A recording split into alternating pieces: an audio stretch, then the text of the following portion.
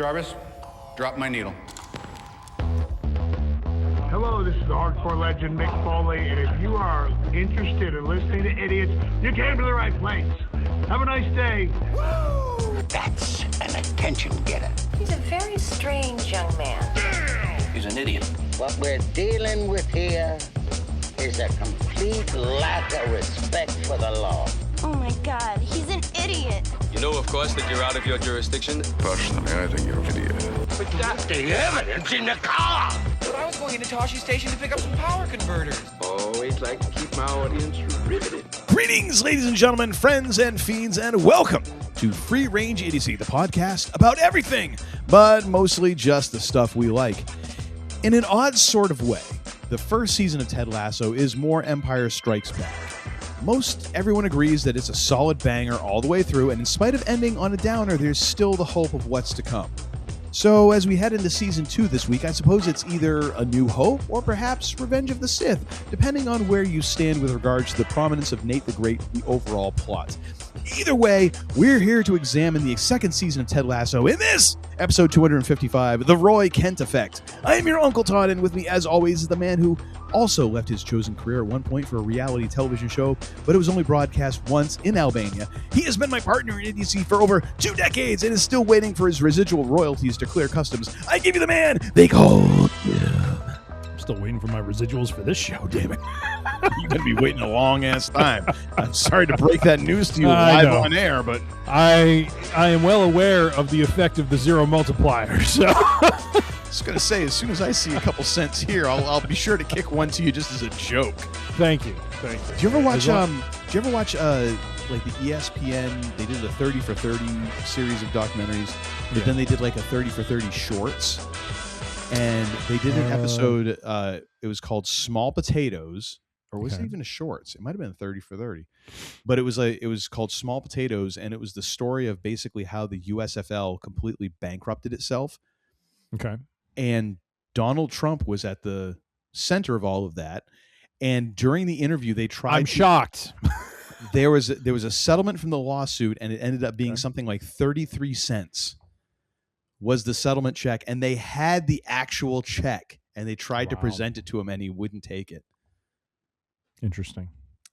Yeah. So again, sort of like that. I would just send it to you. I would send you the royalties from this show if they ever existed, merely as a joke, where it costs more to send by postage than it did to actually than you're actually going to get. Yep. Well, I would accept such royalties if they were to come my way, and just frame it. No, I would put them toward the purchase of the next World Heavyweight Championship that is behind me. You see the big gold belt here. You see the winged belt here, and directly behind me there is space. How have you not pulled the trigger on this yet, sir?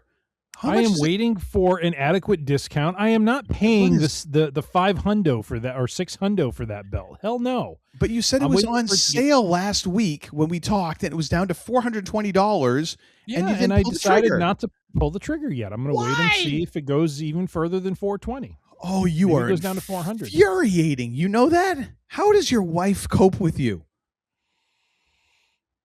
She loves me. I think you hypnotized. He's got nothing. I think you hypnotized her. I think if someone says the wrong word around her, she's going to wake up screaming. Oh, stop. Just stop it. 20 years of my life with this chucklehead. Oh, my gosh. 25, actually. Oh, my God. Quarter of a century. Yeah. This year. September. Boom.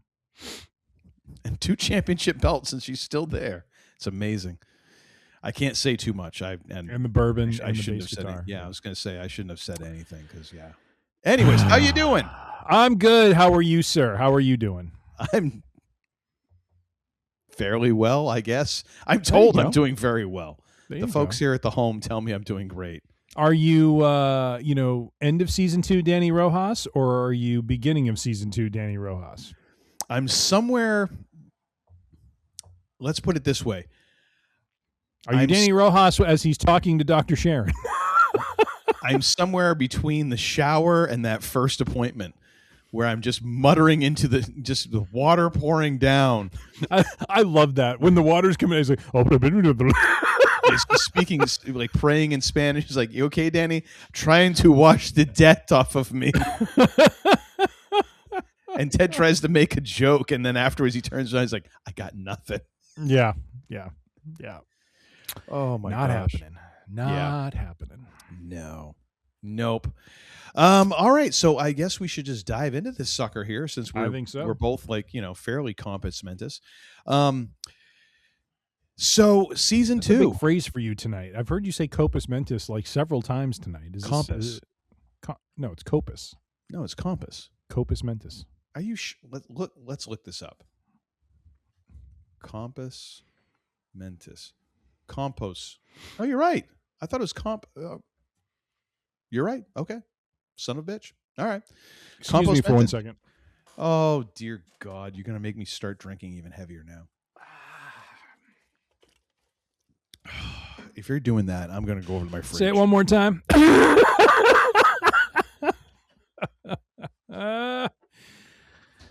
There it is, the big gold belt.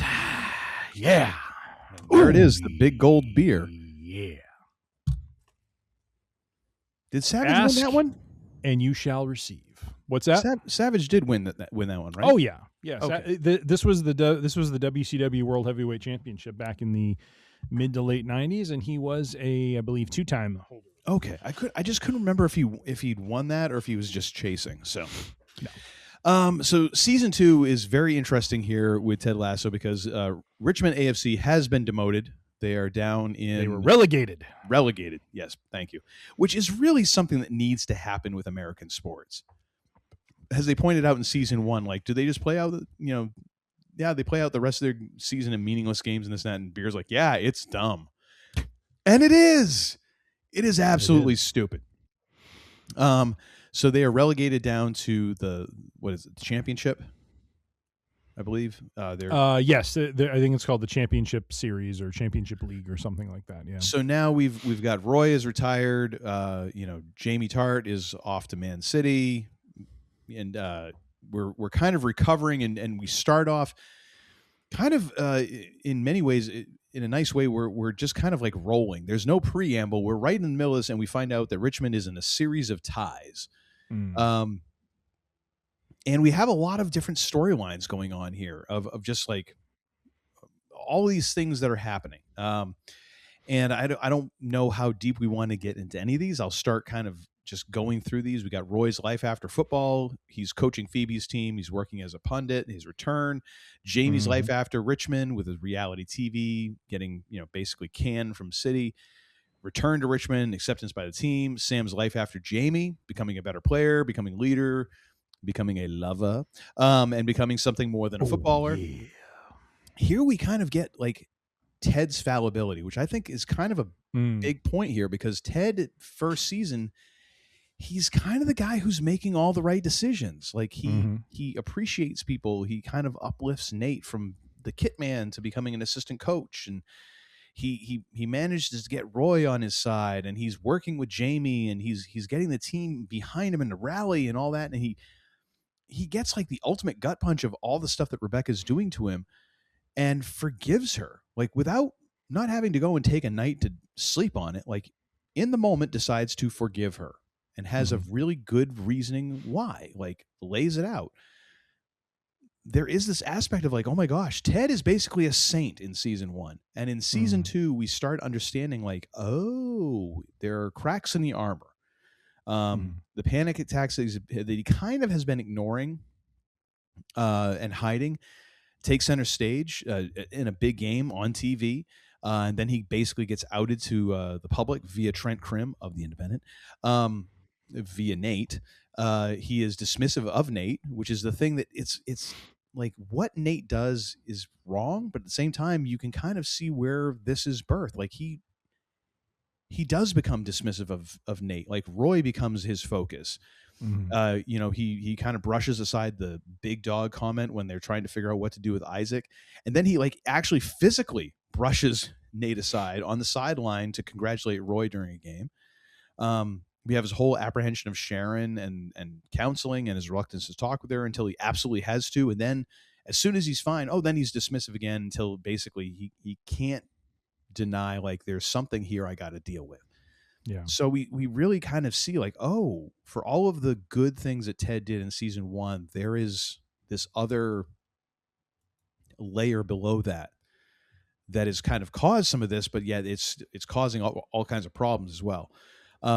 We've got Nate's embrace of the dark side, his slow descent into bitterness. We got Danny Rojas freaking killing a dog in season before the opening credits of the first episode. Yeah. Dear sweet God. He loses his mojo. We get the introduction of Dr. Sharon, where she arrives and goes from adversary to confidant. The team comes together and also manages to rip apart. And then we also have the extra behind the scenes kind of machinations, production, inside baseball of this whole thing of Apple ordered 2 extra episodes. Like, the first season was 10 episodes. This was supposed to be 10 episodes. It ended up being 12. Apple ordered 2 episodes kind of late in the process, which results in us getting the Christmas episode and Beard After Hours, which by design, because all the scripts were basically locked, the story was locked, they had to come up with 2 episodes that would feature characters but yet still not have a great effect on the overall plot of the show. Mm-hmm. The result of one kind of being, okay, it's a Christmas episode. Everyone kind of understands, like, Christmas episodes are kind of a thing unto themselves. Beard After Hours, however, is roundly rated poorly and dismissed by Ted Lasso fans, which I'll get into a little bit later. But so we've, as Crash Davis once said on the mound during the game to Robert Wool, we got a lot of shit going on here. There's a lot happening here. And again, like, these episodes are still 35 to 45 minutes long. Like, we have not hit season 3 where we're really starting to expand these. There's a lot packed into these episodes, and a lot happening. So I just kind of ran down everything. Anything else that I've missed? Any high points? Any things that we kind of really need to dive into here? I mean, do you want to dive into them now, or are you just running through the list and then we'll talk about some of them? I was just kind of getting an overview. So if there's anything that I maybe missed. No, I think you hit most of it. Let me see. Yeah, Dr. Sharon, team comes together. Yeah. No, I think you covered most of it. I mean, I don't see any gaps in here. Certainly things we can chat about. Well, we can always circle back. I mean, as we are wont to do from time to time. Yes. Let's get right down to it. What is your favorite episode from season 2? That's what I was asking. I had a few things to say about those points. Oh, okay. I thought we were going to talk about them. No, I thought we were just kind of setting them up and then. All right. Okay. So I love how you're almost playing this like Beard in Beard After Dark, where he's like, and as for the fragility of life, I'm so glad somebody's ass because I have a few thoughts. That was one of my favorite moments in the show. Was just I love the shot of him taking the swig, and when he puts it down, there's like 20 glasses on the table. Because he's like, we can drink and we can talk as long as we don't talk about football and drink. Yes. And they all like scurry to sit down, and he's kind of like, oh crap, they actually are going to sit here and talk. What's going to go on? And by the way, one thing that I feel that Beard After Dark episode got right at the very beginning was, because I've not been there in a while, but I have been to London. I have taken the tube. I have, gone to different parts of the city. And the way they portray like him just kind of walking after the game to the tube station, going into the train, just sitting there, and, people kind of going in and out. And then he eventually gets to his stop and gets out, and he just, he pops into his bar. I mean, that to me, and again, I'm speaking from my life experience, but that to me is such a accurate microcosm of what it feels like to be there and travel around in that city. Because you jump on the train, you go to another part of the city, you come up surface level, and you're like, okay, I'm in another part of the city now, or you take their train out of London to a, neighboring suburb or something like that. you're there, you know. And so I feel like they do really capture kind of the English European, you know, elements of life very well. Like it's a very, you know, like he and Lasso walk to, you know, the field and everything like that. Like in Europe, it is not. I mean, at least the places I've been, it is not uncommon to just walk places and take the train and stuff. Like you don't have to drive. You can actually get to and from places pretty easily. This was true in Munich, Germany when I was there. You can get to and from places with the public transport and walking pretty easily. So do you not, the funny thing is hearing you say this, because I mean, here I am in Fracking, Maine, where our public transport is dog doo. Sure.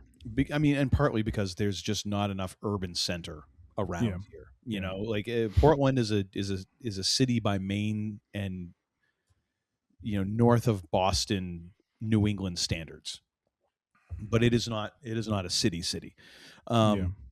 It's funny to hear you say this because you live not in Chicago, but around Chicago. And the couple times that I've been there, like that strikes me as very much like what Chicago is like to me. Like, yeah, you can hop on public transport and you can be here, there, and everywhere in this neighborhood, that neighborhood. And you can take the commuter rail out and stuff like that. But in your opinion, like, I'm guessing for European cities, do you feel it's a little more seamless?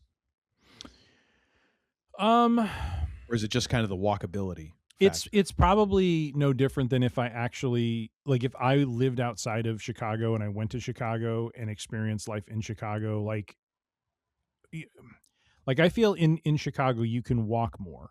Yeah. Rather than have to take the train. You know, like if you're in the area that you want to be in. Super walkable city. Right. My experience. You know, you can walk from, like, where I work, I can walk from there to like the River North area pretty, like, within 10 minutes, you know, and I don't have to take a train to do it. Yeah. I'm sure that's true in London as well, but there were, at least my experience there and in Munich, where there's just, you know, if you want to go back to your hotel, you take the tube to go back to the the hotel wasn't far from the tube station. So, or the train station, if you're in Germany, you know, drop your stuff off, jump back on the tube, go up to this other neighborhood, and that's where you would meet colleagues for dinner or something like that. Like everyone just kind of used like it felt more seamless that way. So yes, I guess to say it felt a little more seamless. It's not to say it's not seamless in Chicago, but there is an element of, depending on where you're going, you can probably walk there, or if you needed to, you know, if a train line wasn't going to go past where you were going, you could probably just catch a cab or an Uber or something like that. So, all right, cool. So yeah, but no, all that to say, I just felt they caught the spirit of that European experience very well. All right, cool. When you talk about Ted's fallibility, I do, you know, I like how we see Ted, we see a rattled Ted. Ted is rattled by Dr. Sharon. Yes. Like, we did not see that in season 1, and it's not him talking about anything pertaining to himself. Like, just her presence, you know, you can tell he's like on his heels a little bit. Oh my gosh, her introduction when she shows up. Yes. And they're all there, and she, like, kind of, like, not physically gets in his face, but like emotionally, mentally gets in his face and takes that step forward and is like, all bullshit aside, are you good at your job? And they have that exchange, and then afterwards Ted's like, you know, thanks, we're really glad to have you here, and Beard is just kind of back. He's like, yeah, thank you for being here. Yeah. And you phase Beard, like the most unflappable member of the coaching staff, and he's just like, she's kind of scary. Well, and she's the only character we've seen who doesn't emotionally react to Ted's crap. You know, like she's very deadpan. Like you can tell something, you know, she's processing something in her head about him. Oh yeah. Where she's just kind of like, what is this guy about? You know, because he's very, even when he does his first real session and he's like, so when do we start? She's like, you already started when you walked in the door. And she's already like just watching him, and just there's calculations and recordings going on, and she's like accessing like, oh, I remember this from my class, you know, year 3 in college of this. Like, I didn't think I'd ever see this in real life. Yep. But that, and so, you know, that's a part of what we see, and we see him get vulnerable, and we'll talk more about that later.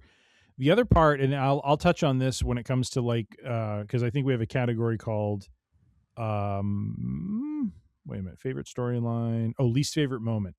I'll get to it. You talked about Nate's embrace of the dark side. There is something I want to discuss around that, because even on the second or third watch through for me, there is something that feels off with Nate as a character in season 2.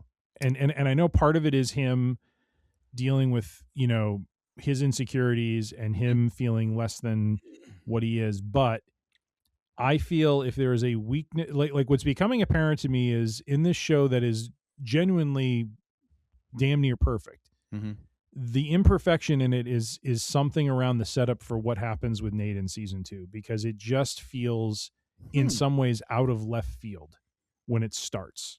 Okay. I'll be curious to hear your let's talk through that. Okay. We already talked about Dr. Sharon.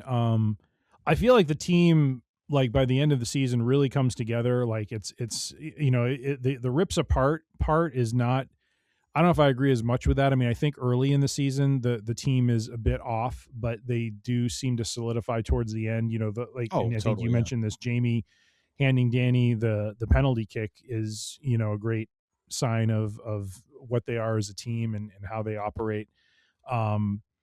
And then what else? I think you really well captured. Yeah, like I never thought of it this way. It's like, Roy's life after football, Jamie's life after Richmond, and Sam's life after Jamie. Or said differently, this is like season 2 in a lot of ways is like the rise of Sam Obasanya as a character. Like he goes from being a side character and almost an afterthought to being this like very core part of the team. And like in a lot of ways, he's the soul of the team. Like he brings so much in as this, activist / advocate, to being a leader, to becoming a star player, to becoming, like realizing his impact on where he is and making, the non-Billy Bean choice not to chase the money, but to stay where he is, sort of thing. I think all these notes you got are right on the money. And I feel like, like overall, I seem to remember more of Trent Krim for some reason in season 2, but he's really not a part of this. I think I'm thinking more about season 3 when he's with the team, like when he's writing the book, taking his notes for the book he's writing and stuff. So he has a couple of moments, like he especially when Sam has his moment, doing the press conference after the Dubai Air, the tape game. Yes, has his moment there, and then kind of the moment at the end with Ted revealing his source. Yes, but other than that, he is very much kind of an incidental character. Yes, in comparison to season 1, but more than makes up for it in season 3, where he's kind of fracking all over the place. He's like wallpaper. He's lurking. Well, and it's not that he's just with the team constantly, but he's a critical part of, Colin. In season 3, we get more of a storyline with Colin, which we'll get into when we get to, that season. And, it's one of the things I love about the show is how it has taken incidental characters or side characters, and they over time develop layers and become more deep. And and even in this season, Trent sending Ted the text about Nate, the fact that he says, I send this to you out of respect. Like Trent knows, like, as he has a duty as a journalist to write this story, but he also feels as a human being he needs to let Ted know who his source was, because this, because he even knows, and again, it speaks to how Ted brings out the best in everyone, where there's that right and wrong that people seem to recognize with him. And Trent knows, like, look, this is crap what Nate's doing to him. Oh yeah. Like, this is complete bullshit. Yes. But I'm going to let him know I know I need to write this. I know I need to report on this. This is something that has to be reported on. So I love how they take him, and he's not just the smarmy reporter. He's the reporter with a conscience who, he has integrity. He's doing his job, but he's also, out of respect for how he feels about Ted, lets him know about his source. And then, it ends up costing him his job, but he's like, you know what? That's the price you pay. And as we we'll see in season 3, there's a greater journey for him anyways, because he ends up going on to write a book, and so forth. So, and what's very interesting, that respect that he gives Ted also seems to be given to him by his peers, because in that final press conference of the season, when Ted goes to call him out and he looks over and there's an empty seat and it's a full press room. Yeah. But everyone's like, no, that's Trent's seat. Yeah. And in a weird way, like I'm guessing those folks there probably got an inside track on like, oh, Trent got shit canned. Yeah. Like, yeah. And it's kind of a weird thing for everybody. Unless we not forget the one part of season 2 where he stands up and says Trent Krim, and everyone's like, the Independent. That was a beautiful moment. It's so great because and he just kind of looks like, yeah, all right. Yeah. Like game set match. It wasn't like the beginning of this season where he's like, Trent Krim, aren't you from the Daily Planet? Yeah, right. Is that another one? So good. Well, and then at the end when he's fired, he's like, hey, well, so that'll make you Trent Krim independent. Oh, no, because he's like, what that makes you Trent Krim independent. And he's like, That's right. my dad made the same joke. And Ted's like, sounds like a really nice guy. That's so funny. That is so funny. Yeah. No, there's so much going on here. And I agree. I think there is one of the strong stories in this is like the rise of Sam Obisanya, like becoming a man who is a team leader and a great player as well. Like this is the season where he has his first hat trick and is a dominant player, like someone who in the beginning of season 1, like the first time we see Sam Obisanya, he gets like deked out of his jock by Jamie Tart. Mm-hmm. And then we see that moment mirrored when Jamie Tart makes his return, and here comes Sam and slides in and tackles him. Mm-hmm. And basically tells him, don't bring that weak shit in here. Things have changed. Mm-hmm. And it's like, what just happened? That sort of thing. Actually, you know what Sam should have done after that? Got to bring out the Obafemi at that point. That was a few years too early. Instead, he got a Seven Nation Army chant, which is pretty bad.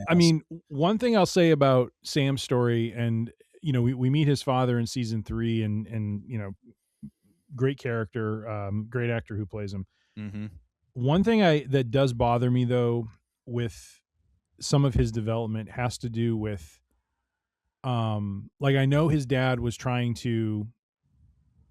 How do I say it? When Sam lets him know that he's going to be the spokesperson for Dubai Air. Yes, that is. I appreciate what his father. Right, I appreciate what his father writes to him back about helping him have some awareness. But there's something that bothers me about that, where it's kind of like that parental guilt, where it's like, did Sam even know this was going? Like, and I don't mean to split hairs here, but like when he writes him back. It just feels strange to me, but and yet at the same time, I kind of, I guess, have seen in some of my friends' lives parents who are like that, where there's kind of that overly aggressive, passive aggressive sort of approach to things, where I can't believe you'd be such a shill for this and that, and I'm kind of saying like, okay, but maybe he didn't know, like that seems like a heavy thing to lay on your kid when it's like, oh, totally, when you could write and say, hey, are you aware that this company is owned by this company that's doing this? Like, that's a very different tone than what his father texts him. True. And it's not that he's being abusive, and it's not that his father is being wrong, but it just feels to me, because in that moment, Jamie's staring at Sam. Mm-hmm. Or no, I'm sorry, I have this mixed up. It's in a different scene when Sam is talking to his dad, and Jamie's just had like a thing with his dad. But it just... like that part bothered me, because it's like, I get letting him know about the situation, but it was done in such a way that was meant to guilt him as opposed to just make him aware. You know? I look at that as like, that is writer's expediency. Like, like this makes Sam's father look like a dick, but at the same time, we have not seen Sam's father. He's not really a character yet and all that. No one's going to remember this. The same as like at the, towards the end of the season when Keely is getting the funding to open up her own PR firm, and her and Rebecca are crying. And then all of a sudden, Rebecca gets an alert on her phone and looks at her phone while she's in this teary embrace with Keely. And is like, "Oh my gosh, Rupert just bought, West Ham." Like, there's no way that you check that alert in that moment, like emotionally, but you need to convey the information, So it's like, I know it takes you out of the moment, but it's like, it's not reality. Like, we still need to move things forward, and this seems to be the most easy way we can insert this plot point and move us forward quickly.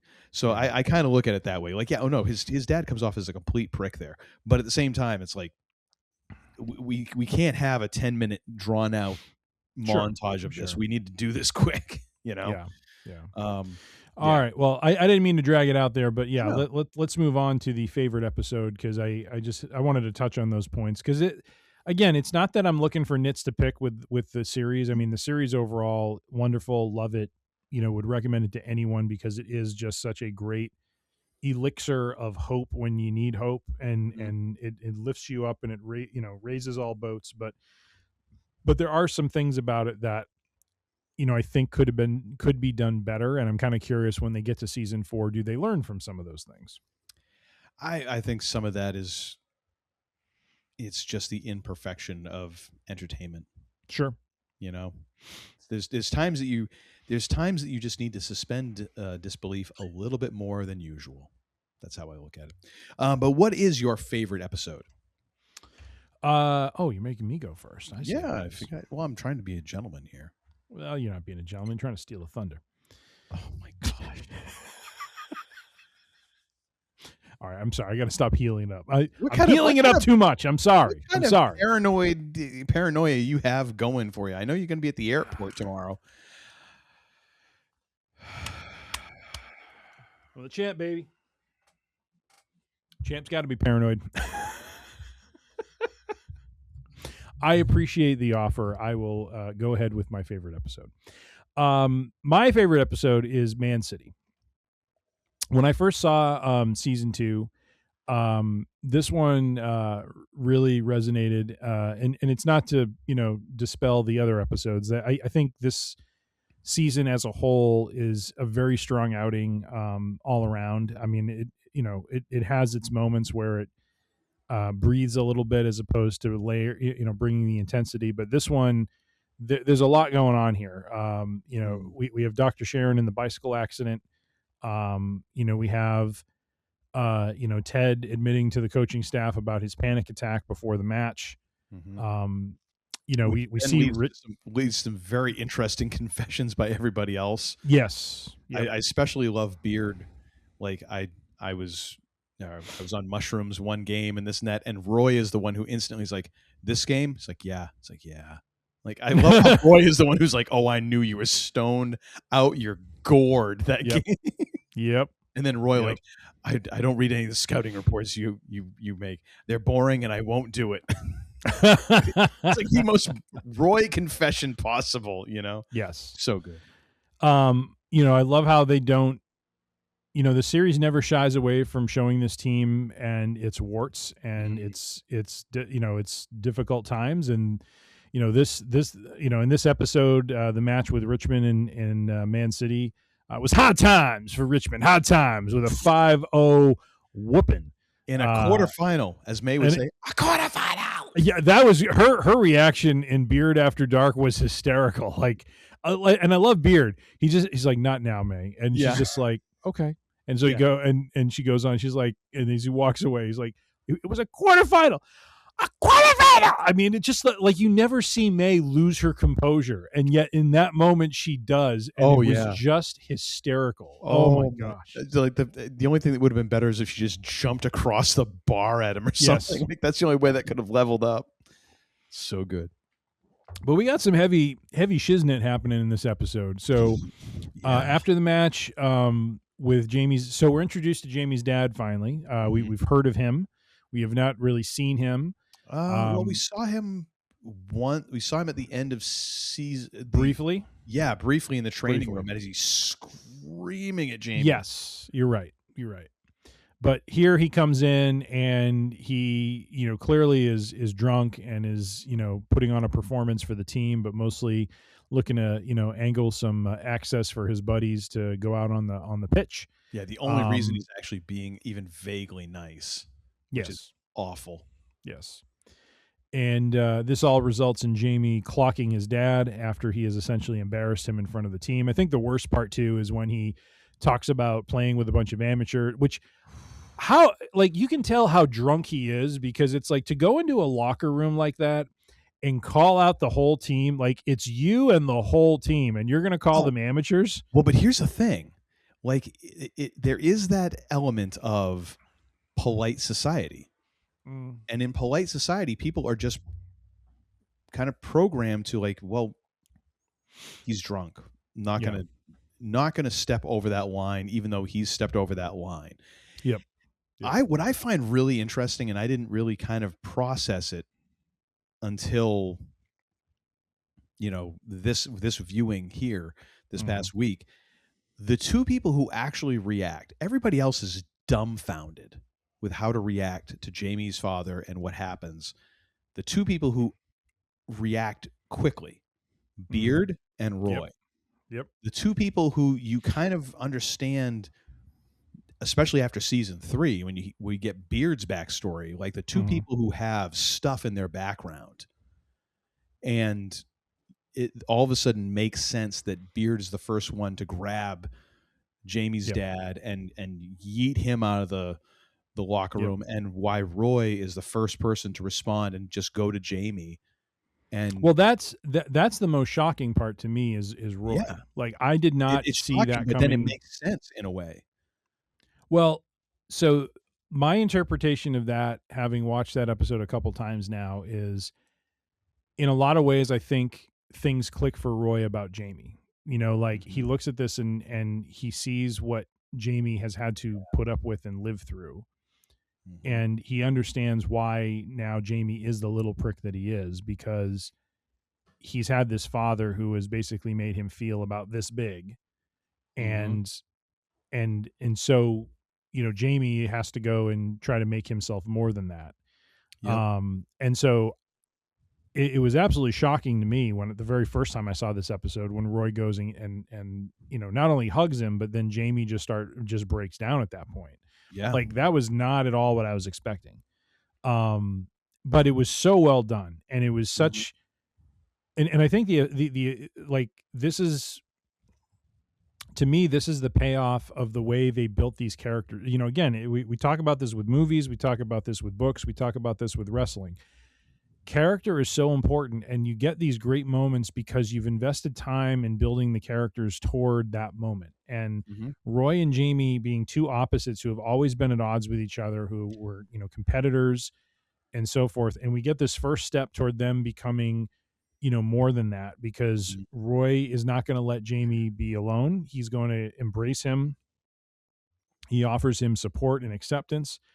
And it really is, I think what was really nice about it is, and what made that moment so emotionally powerful is just the vulnerability that was shown. Yeah. That Jamie is not trying to put up a front in front of his teammates. He just opens up, emotionally about the situation, and the team, sees one of their, not only, coaches, but former players embracing him and supporting him. And so I think it sets an example for them of what they need to be doing. Yeah. Well, it gives a different different shade to toughness. Yes. Because that's Roy Kent. Roy Kent is the hard man. He's the guy who protects his teammates, and he's the guy who his teammates live in fear of in many cases. And here they're like, oh wow, so being tough is also protecting your teammate, but protecting them in this way, and in some ways making yourself vulnerable, because there's a way Jamie could just push away. Yeah. And instead, Roy is there just like, and that's one of the aspects I appreciate about Roy Kent as a character. Like, yeah, he's this guy who drops a lot of F-bombs and he grunts and all this stuff, but he's also very emotionally honest. Yes. Like the times when he realizes in Headspace, like what happened with Keeley. And he has that. He's like, bah! And he just walks off because he's like, I have screwed up and I need now immediately to go make restitution. Not at the end of training, not later tonight. Right now, in the middle of what I'm doing, I need to turn and go and fix this. And that's Roy in a nutshell. A lot of the times, like he stops and when he makes a mistake and it clicks, he goes and he sets about fixing it. Mm-hmm. And there is that aspect that I'm like, man, I kind of need to be more like that in my life. Like, just like, instead of going, okay, I'll fix that tomorrow. Like, no, right this second is when I should be starting to fix this, not later on. And there's that element of Roy's like emotional simplicity that is beautiful. And in that moment, it's just like, he needs somebody. Yeah. And he just goes, like, just marches right over to him. And it's a beautiful moment. Yep. And then right after that, you see Ted bail out because he needs, at that moment, he needs to call Dr. Sharon and then he goes into, we know his father died when he was, 16 or a teenager, one of those two.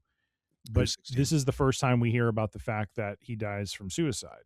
Mm-hmm. And there's another layer to that ends up getting peeled back later on. But in this one, it was interesting that seeing Jamie and his father have that interaction triggers something in Ted that he feels that he needs to call her. And finally, and this is the first time he's been open to her. So it's hard to tell, although it probably doesn't, or probably does make a lot of sense that in the moment that he sees Roy just embrace Jamie and Jamie break down, that he now feels compelled to open up to Dr. Sharon, because he's probably feeling, whatever guilt and pain and stuff that and anger that he's feeling about his father. But now it's like, I got to open up to her. And what happens at the beginning of the episode with her bike accident feeds into that it allows him to, she's slowly planting the seeds for him to get to this point, and now he's finally there where he can open up to her. And her response is great, because she doesn't analyze it, she doesn't diagnose. All she says is, thank you for sharing that with, like she just is trying to get him to understand that this is a safe place for him to share. And we hear early on in the season, or we get the sense that he has a huge distrust of her or therapists in general, because probably of what he went through with his wife going to a marriage counselor. It seems like he has a tremendous amount of skepticism after that experience. And so she's just trying to build trust back so that he feels safe to be able to talk with her. And he finally does. Yeah. Yeah. So no doubt.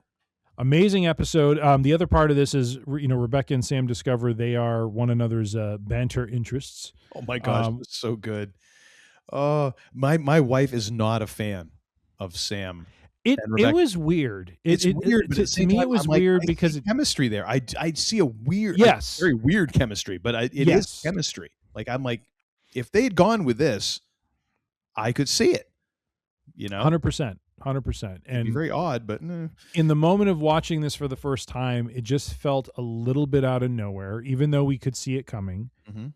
And yet, I think this, like, we don't have this anywhere in our notes, but I do, in some ways, this season is about Rebecca life after Rupert. Like she is letting go after season 1 of the damaged and failed relationship. She is now out there trying to understand who she is. She is having relationships with different people and, kind of finding John Wings Night. Yes. Oh, he was a real peach, wasn't he? Oh my gosh. The dude who could get into a fight with anybody, anywhere. Yeah. Yep. Martin Short or, I forget who the other guy was. Anthony Hopkins. Yeah. Oh my gosh. Yeah. So glad when she dropped him.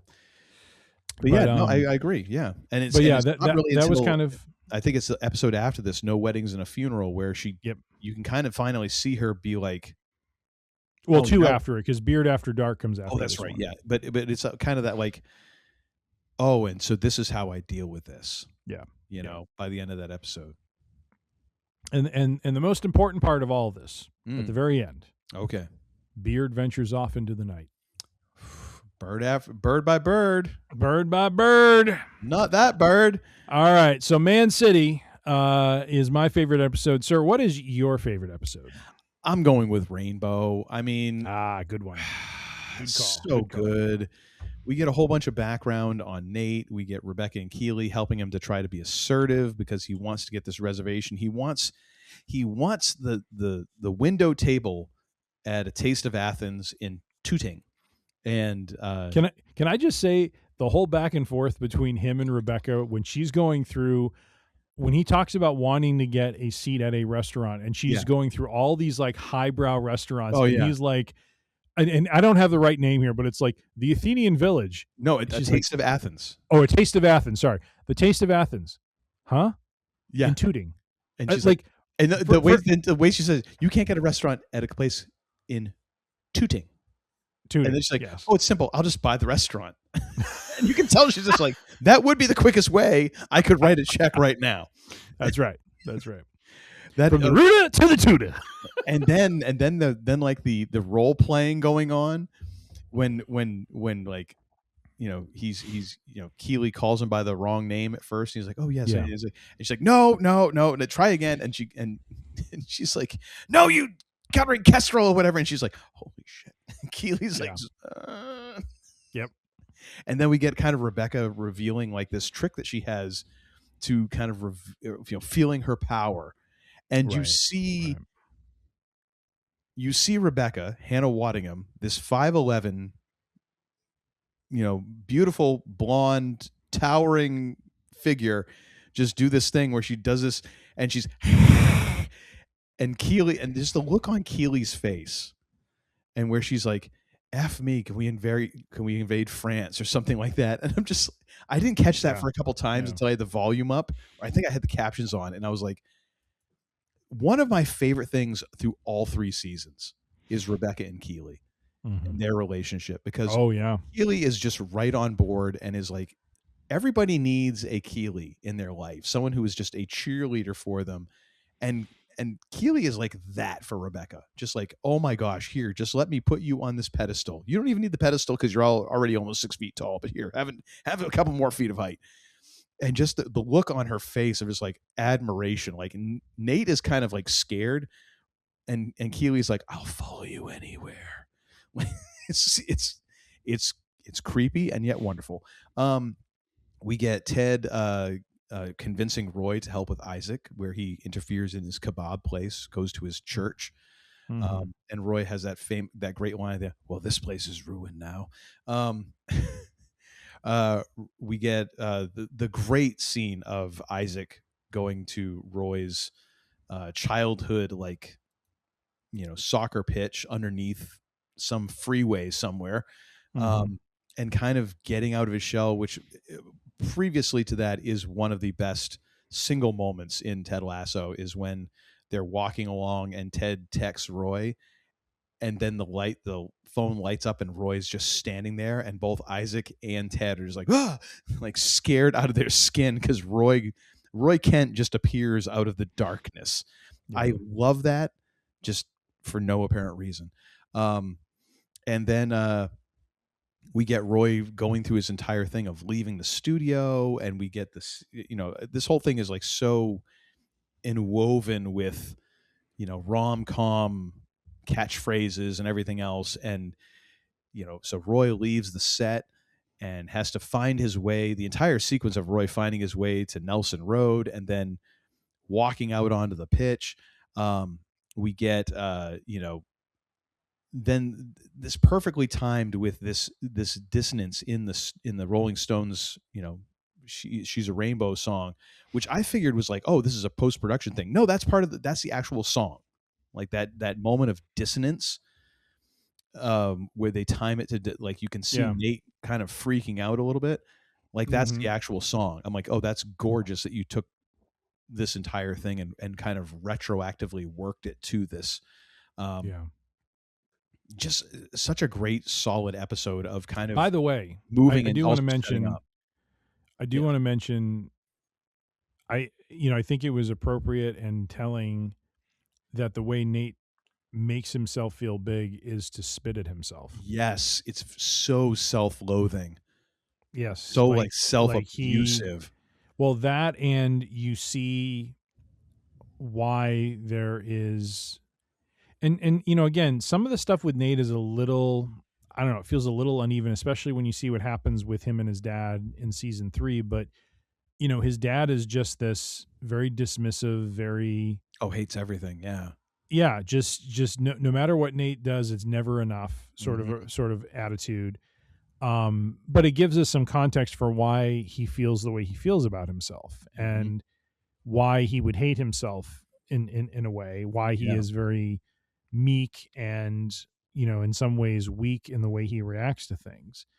And so this episode is a great, it gives us, it peels back a layer and helps us kind of understand a little bit more about Nate and why he is the way he is. But again, that kind of goes back to, we'll talk about it momentarily, one of my little nits to pick with season 2. All right. Well, hold that nit for a moment. I am going to go use the cat box, and I'll be right back. Oh my! You're using litter boxes now. That's what we're doing. Well, I mean, Marco has tamed you into submission. Is that what I'm to take away from this? I mean, we've swapped places. He uses the toilet. It's complicated. It's complicated. A little snug. A few moments later. All right, sir. Now that we are back, what is your favorite? Because we've given up the premise of least favorite episodes. I mean, come on. What is your favorite underappreciated episode? Let's see. Underappreciated episode is Do the Rightest Thing. That episode is mostly known for the debut of the man, the myth, the legend, Ted Lasso, which has to be one of the funniest damn gimmicks I've ever seen. Coming out huffing and puffing, kicking and throwing, just yelling and cussing. I mean, it's just it's beautiful. It is Ted flipping Ted on its head and turning into the very thing that the team begins to loathe more than Jamie, which is kind of the point of the whole thing. I love Nate's reactions, like, oh, he's just like, right. Oh, now I get it. I get it now. Yeah. But really, in this episode, it's really about the struggle of the team to reintegrate Jamie Tart after his return. And Ted, I love how he kind of talks to Beard almost in the same way that Marvel characters talk about the Hulk, like, oh, that guy's coming out. Yeah. It's like, and you're kind of like, what the heck are they talking about? And here he comes out throwing a fit left, right, and center. But basically, and then, you have Dr. Sharon there, who was literally the interpreter of everything. Like, oh, so this is what you do. You're basically kind of, doing this to align the team against you. When she asks a great question, like, has it ever worked? And they're like, they like have to think back. Yeah, they're kind of struggling for a moment there, aren't they? Yes. So and it's then we great. get the whole Chuck E. Cheese, Chester E. Chester E. Cheeserton. Yes. Yes. Oh my goodness. So good. Which actually, before we get into the re-debut of Jamie Tart, with at the end of the previous episode, with walking out into the snow unannounced with Queen, just Brian May ripping a frackin' solo, just like one of the most badass ways to end an episode. And then even just like the way they cut to like the different people, and Ted is just kind of stone faced. Sam is kind of looking at Ted like, really? And then before that, we get Keeley. Rebecca looks at Keeley, and Keeley's just sort of like, and just like all of the different reactions are so interesting. Like Higgins just being like, like, of course, Higgins is like, I have no idea what to say. I'm the director of football operations, and I have no idea that this new player is here, even though I probably kind of should have. So good. But Very yeah, nice. and trying to get Jamie back integrated, by, Ted being the lightning rod. Great strategy. It kind of works ish. Yep.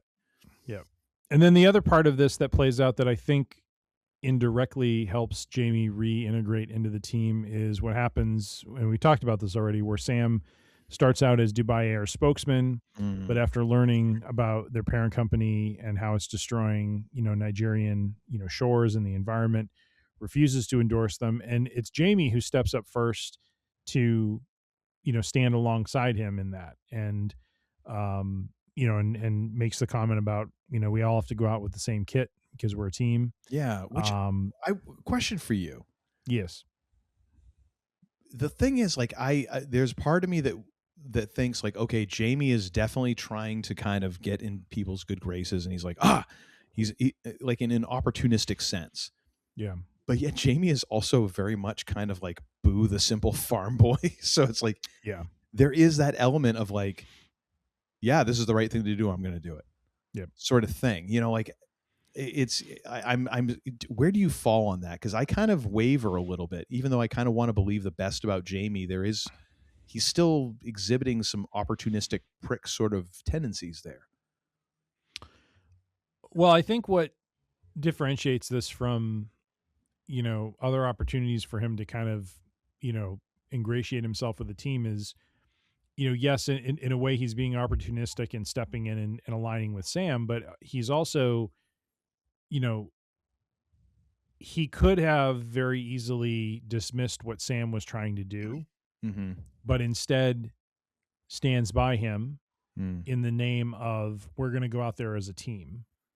And that was very different for his character. And I think that really kind of spoke to the team, I feel, and that's kind of the intent, I feel, as part of the episode, and what the writers were shooting for is, Jamie's not doing this to kiss their ass. He's doing it because he's trying to make the point like, look, I understand this team is more than me, which is not how he was in season 1. Season 1, it was all about him. Yeah. And he's really trying until the very last game when Roy hurts himself.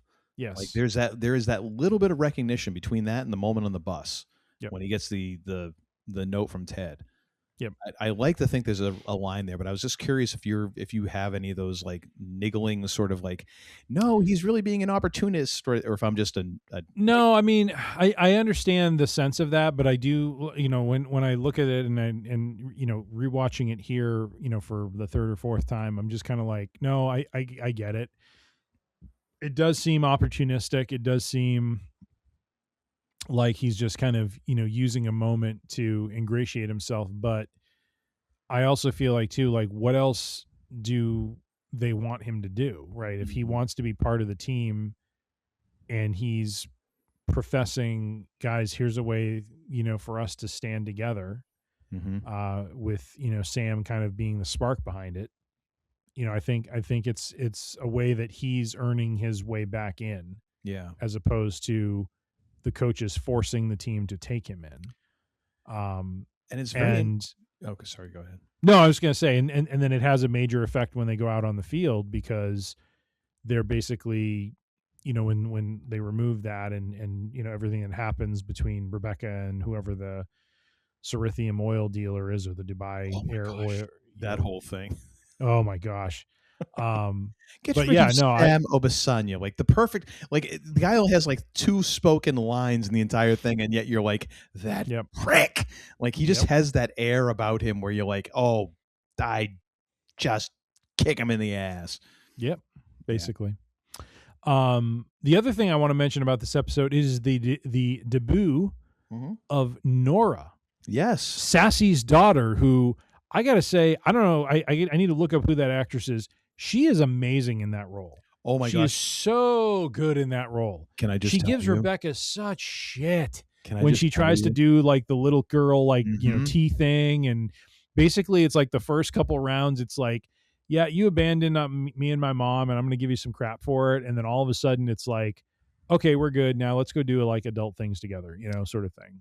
Can I just tell you, my wife's least favorite 2 characters, Sassy and Nora. Vehement hatred. Really? I'm like Sassy is like energy, like bound in human form. We've discussed this at length, because you this is your 3rd or 4th watch. This is my 9th watch, and our 9th watch, because my wife is watching it with us, and like Nora comes on the screen, and I can hear the eye roll. It's like dice in a Yahtzee cup of my, oh my gosh. And I'm like, it's kind of like, we've been married like almost 22 years. Like, I did not know that you would hate a 13-year-old child this much. Like, this is kind of like, I feel weird. Like I'm learning this new. Why does she dislike her? Because she just thinks that they're bad actors and bad characters. And I don't know. I don't know. She hates Nora's do-rag. I don't know what it is. Oh. But it is a visceral, like genetic level hatred of these characters.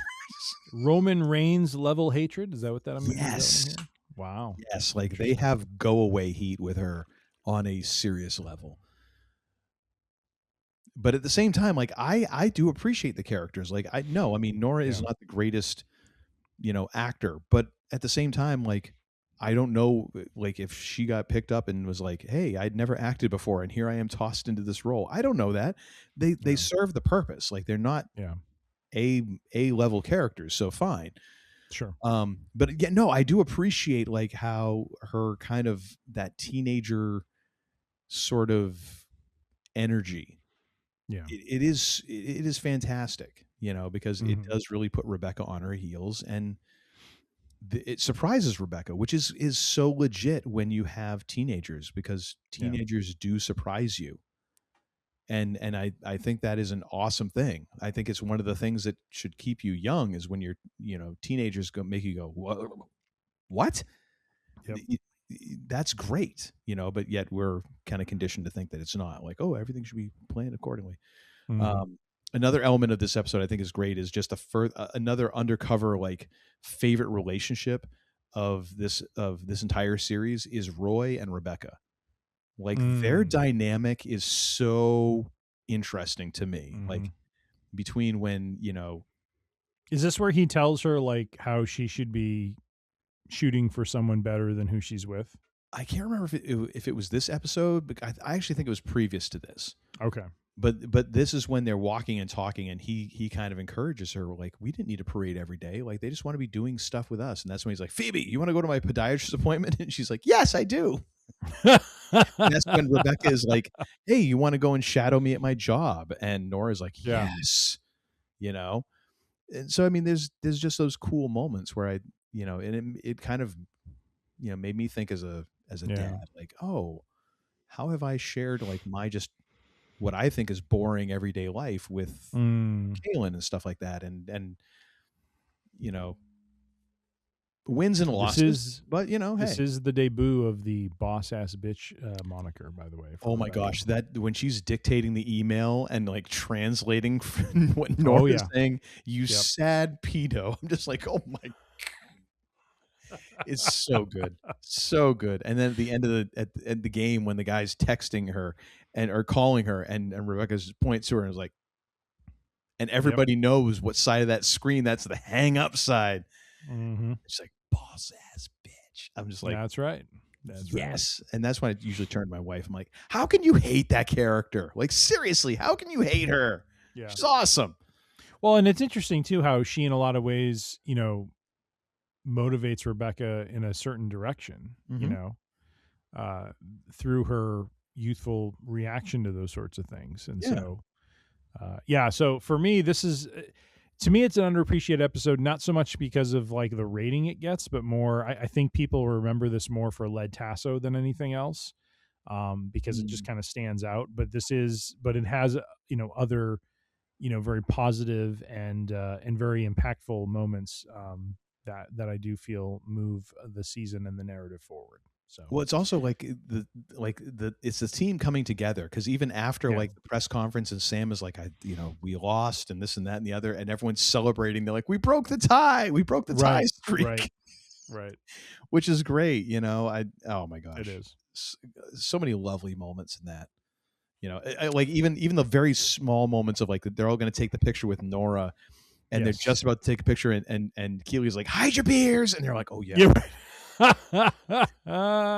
Like, who's really gonna care? But at the same time, it's like it's such a little thing where they're like, oh yeah.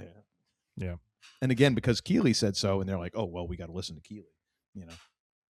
So good.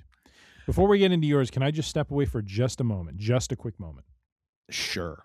I'll be right back. This goes on your record, though. Many months later. All right. What is your underappreciated episode, my friend? Take a guess from my intro here. It is going to be Beard After Hours. It's one of the lowest rated episodes on IMDb.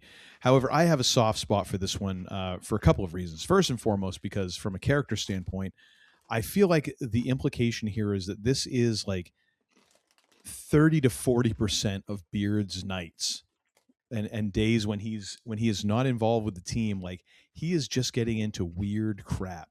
Different things are happening to him, and we get this in season 3 when we get to Sunflowers and he shows up in the van and he's Piggy Stardust, and we find out just little things about how he was the axe throwing champion, and Ted's like, that man has led many lives, many masters, and just all of these things where you're like, Beard, it feels like if Beard didn't have Ted and some semblance of structure in his life, this would be every single night. Just mayhem. Just absolute mayhem, because he is a curious boy who can't help himself. Like, the one thing I noticed on this viewing was when he leaves the hotel after he's asking the guy to use his phone, the street that he goes down has a clearly marked "Do Not Enter" sign. And that's the street he chooses to go down. I'm like, that's Beard, because as intellectual and as, because he's always reading books. He's always trying to learn more about the culture. He's learning more about the game and all of that. That curiosity also gets him into trouble so many times. I love the Thierry Henry, and I can't remember the other guy. I appreciate it's proper G&T. I can't remember who the other guy is. I could look it up right now, but I won't. Actually, I should, because he does play a fairly important part. Let's see here. Yeah.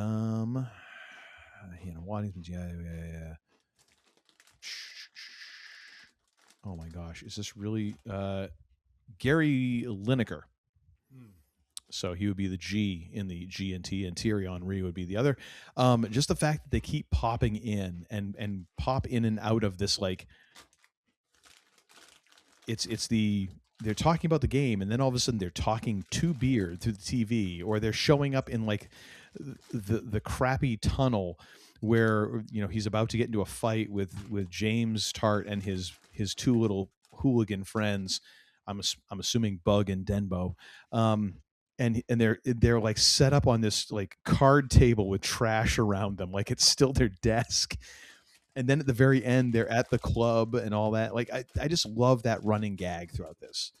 And I love the fact that we kind of get this insight into who Beard is, because he is just kind of this loyal second in command to Ted, and kind of a weird guy who deliberately tries to be off-putting to keep people at bay, but yet he's very knowledgeable about things, and getting kind of this insight into who he is, and also kind of the underlying issues of like, yeah, here's a dude who has some, he's like, when Ted has the one-nighter with Sassy and he's agreeing with everybody, like, when Higgins is saying, why are you intent on going 12 rounds with yourself? And yet here's Beard going and taking it to like the nth degree of, I think Coach Beard hates himself, and stuff like that. And like, it kind of gives you insight into who this character is. And I appreciate that. And then also from just a mechanical, like, we have to create an 11th and 12th episode out of thin air.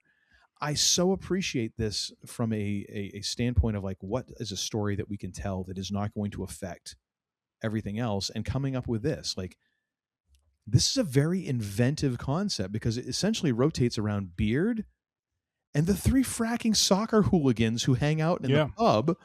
Yep. We get Baz, Jeremy, and Paul, who, God, I love Paul. I love Paul. He is such. Which one's Paul? He's the black dude who is the sweetest, kindest guy.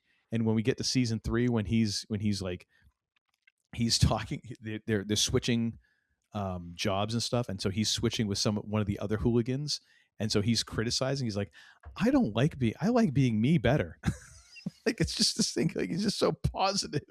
Yes. And then, of course, the very end of season 3, when something bad happens, and you just see Paul like, like he finally just loses it after like. I just love 3 in season seasons. 1 with the three of them where it's like, Wanka, hello.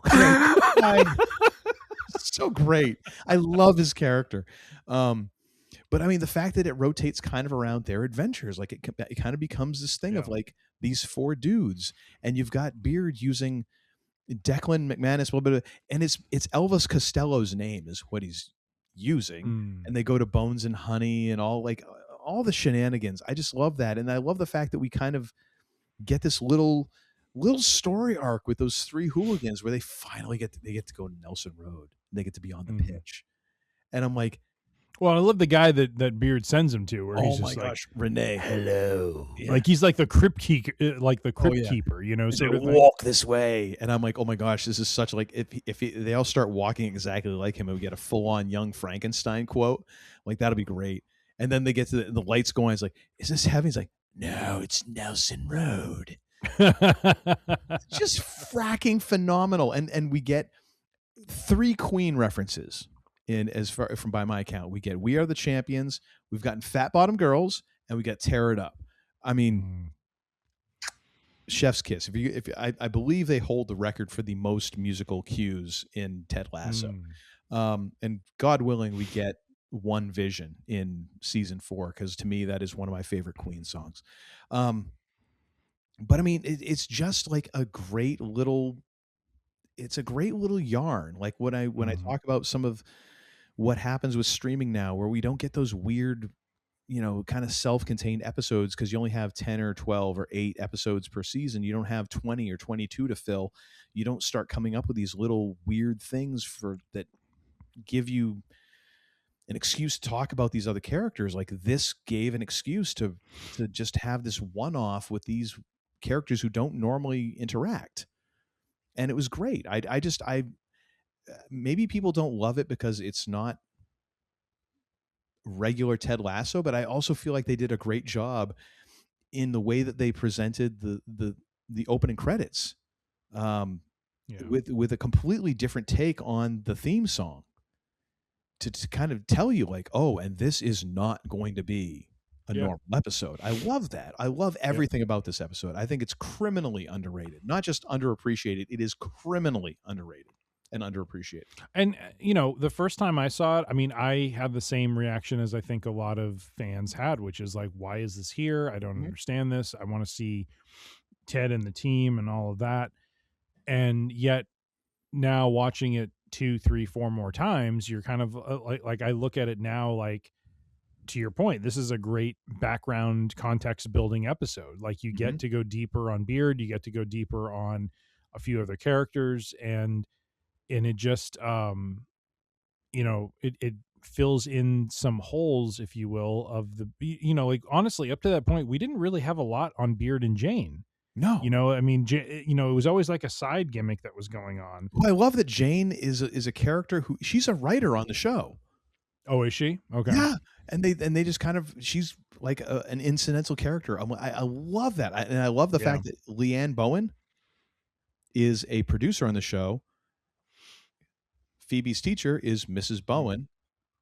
And we find out her first name is Leanne. I'm like, you were just grabbing crap from people who were in the room. Love it. Yep. And the other thing is, like, there is also something to be said for the fact that this could have been a complete hallucination by Beard. Because if you look at it, like, he is the hero in all of this. Like, he survives a 3-story fall into a dumpster. He, all of the weird quippy things, like when he's in the apartment with the sultry redheaded lady, and the big hulking dude comes in, and she's like, oh, it's no problem, and he's like, oh, I'm gonna do this, and she just looks at him, he's like, run. And he just takes I'm sorry, are you talking about Hulk Roy Kent? That's what I refer to that guy as, because when we first saw this episode, I'm looking at him and like, okay, outside of the bald head, this guy is what Roy Kent would be. He sounds exactly like him. He looks exactly like him. If Roy were to take steroids and weight and basically muscle build like a crazy man, I'm like, this is incredible Hulk Roy Kent. Well, another thing that we need to mention, Roy Kent's voice changes between season 1 and season 2. Brett Goldstein goes more off of his regular voice and goes closer to like what we normally associate with Roy Kent's voice, which is kind of mind-blowing in and of itself. Whereas before, he's kind of more like a British, Kermit the Frog sort of thing. And it's like, oh my gosh. One thing we didn't mention in season 1 that I feel like just now mentioning Brett Goldstein, going back, one of my favorite moments, and I can't believe I missed this, from season 1 was when Roy and Keeley were in the parking lot and Roy's all pissed off. He has a shirt off and he's like, I can't be manipulated. She's like, I could push all your buttons right now. No, you couldn't. And she does. She totally gets under his skin. And then she does the impersonation of Roy Kent. She's like, oh, I'm Roy Kent. Right. Game. And he, again, the thing I love about Roy Kent afterwards, she walks off and he's like, yeah, that's pretty good. He admits, like, you got my ass. You got me. Yep. You totally got me. But yeah, Beard After Hours, I think is a criminally underrated episode and a wonderful little character. Good pick. Character study, even though it is kind of a fever dream in the middle of, a season. It is a very beardish episode. Oh my gosh, so Beard. And I love the callback. Never mind, we'll talk about that with season 3. What is your favorite storyline from season 2, sir? I think it's Sam's journey from, and we already kind of talked about this, from meek and humble afterthought of a player, and he still is humble, but it's just he goes from being an afterthought of a character or a player to this advocate and activist for his country, to one of the leaders and stars of the team, to a romantic interest of the owner, to a future, as we end the season, a future restaurateur bringing Nigerian culture to London. It's great to see his character grow, and that's something that I find interesting about the series as a whole, is how it starts out, kind of zoomed in on just Ted and Beard and, a couple characters, and it continues to work its way to zooming out to including more, characters and developing them and making them more interesting. And I think that is one of the strengths of the show, is the fact that it's not just about Ted, but it's about Ted's impact on others and the way they grow and recognize, the strength in themselves. So for me, that is my favorite storyline of the season, is Sam going from what he once was to now, something greater than that. And we see that more in season 3, because we see, him, build out this restaurant. And, I love I forget, I think it was like episode 10 or 11 when he's, it must be 11 because Afuko comes in. Edwin Akufo comes in. Probably, I think episode 11. Second to last. Yeah, but Sam's walking, kind of or maybe it's 12. But he's walking around. And he sees the kids playing soccer, wearing his jersey. And he's kind of understanding. Yep. Yeah, he's understanding the impact that his, star power and what he's doing on the team is having on other people. It's not only seeing his number and his name, but like when they turn around, like they have the old Dubai Air jersey and they've got the tape over it. Yeah. So it's not just like his jersey, but it's like his jersey with like his statement on it. Yes. Yep. Which actually is really funny, because before that, then we get Sam's dad on the phone being like, talking about the universe and all that, and he's like, told me to buy Bitcoin in 2009. 2009. I don't know why, but that makes me laugh my ass off every time. Just the way he delivers that line is just perfect. Chef's kiss. Yes. Chef's kiss, no doubt. So I for me, it's Sam's storyline throughout the season. I think that is probably one of my favorite things. What is yours? I think Roy and Keeley, because I think that this storyline or relationship. Oh, wait a minute. I'm sorry. I jumped to. Thank you. I jumped to relationship. Storyline is Roy's journey from out of football to becoming a coach, to a coach, and I think that's, as much as this season is about Sam and it's about Ted's journey, but there is also a very strong Roy Kent arc in this, like Roy trying to figure out who he is, because that was kind of his thing at the end of season 1. Like, I like being Roy Kent. I don't want to be just Roy, like, and figuring out what he's doing. So we get kind of the beginning of the season where he's coaching Phoebe's team, and it's great because, again, one of the things I always point out, and my wife is sick of me saying it, is how like everybody else is scared of Roy Kent except children. Mhm. Children just like get it. Like they're like, oh, he's not scary. He's not scary. He's funny. Like, cause he's like, he's kind of like screaming at these kids, and they're like, like they get it. They're like, oh, you're not scary. You're not going to do anything to us. You're a big pussycat. Like there's absolutely nothing to fear from you. And I like how even Miss Bowen, like, is like, you can be hard on him, but you have to actually tell him that you care about them. And he's like, you've done great this year and all this. I want you to come back next year, but only if you mean it. It's like to the very end, like he has to be Roy Kent. And then how that leads into him being a pundit, which he kind of enjoys, and which is absolutely hilarious, just if only to see him like cuss on air and then completely humiliate George Cartrick, who deserves it at every turn.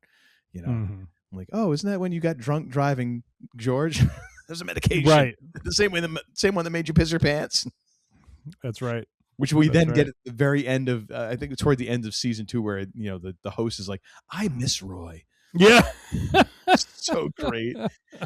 But like Roy kind of understanding like what he's supposed to be doing, like that little success he has with kind of getting Isaac, back into his head and his heart where he ought to be, makes him realize like, I do have something to contribute, and I should. This isn't what I'm supposed to be doing. I could be doing this, and I could make quippy quotes all the time and all that, but this isn't what I'm supposed to be doing. Yeah, it can have a bigger effect, and it leads into kind of where we see him at the end of season 3, and it's a great story arc for him, and especially like damn it, the room gets a little dusty every time when he's he walks out back onto the pitch at Nelson Road, and we get the Roy Kent chant and the whole deal, and he's walking out there like he owns the joint, because he kind of does. I really appreciate that, and that arc, even though really that's only half a season's worth of arc. Yeah, because after that is kind of Roy just yelling at people and stuff like that. But I mean, then it's like he's kind of where he's going to be for the rest of the season. Emotionally, he kind of changes because he does consult the Diamond Dogs, which is a big step for him. And there's stuff with Keeley, which, but I really feel like that is a strong story for him, is like, where is Roy Kent going? Because he was such a strong character in the first season. Like, we need to know like where he's going, and he needs to kind of get moving in that direction in this season somehow. So yeah. And now the previously mentioned favorite relationship. Let's go with you, sir. So I went with Ted and Dr. Sharon because I feel like that, we've already kind of talked about how she is a disruptive presence for him. He doesn't trust her. He doesn't want her around. It's kind of the first time we see Ted be somewhat dismissive or pushing back on someone, where normally he's very accepting and, welcoming, and he is welcoming to her, but there's just this inherent distrust, or like I said, you kind of see him on his heels a little bit more than normal. Yes. And so, to see them go from that in the beginning of the season to where they end up, where he opens up and, feels, like he trusts her enough to be able to open up about, what happened with his father.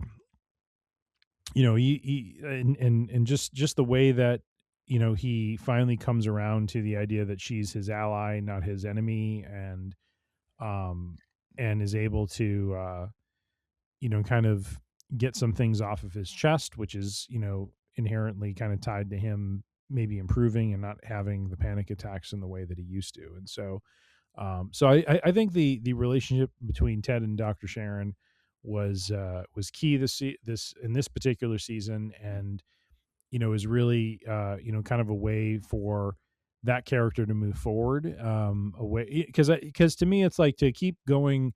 And I don't remember if in season 3 he still has the panic attacks or not, but for him to have another season of that just feels like irresponsible kind of character management. And here, to me, her presence and the way, she has an effect on him and the impact she has on him is very much, an evolution for his character, which I think all these characters end up going through as we go through these 3 seasons. So that is my favorite relationship. Sir, what is yours?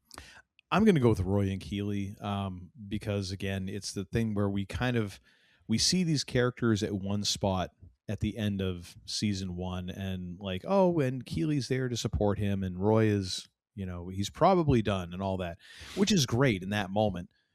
But what does that look like when Roy doesn't really know what he's going to do next? How does that work? And the way that they kind of navigate that, and then navigate through Jamie coming back to the team, the whole Nate situation, and just like Keeley becoming more of a prominent individual than kind of Roy is. Yeah. And how that dynamic changes, and just the idea of you can have some very special relationships that only last a very short time. And you can have special relationships that change because of that period of time that either one of you is going through, and you don't get to pick. And sometimes you can be like, oh, I'm willing to change, I'm willing to do this, I'm willing to do that. It don't matter, because that other person, whatever changes they've gone through, they're setting a different course, and it's not compatible with you.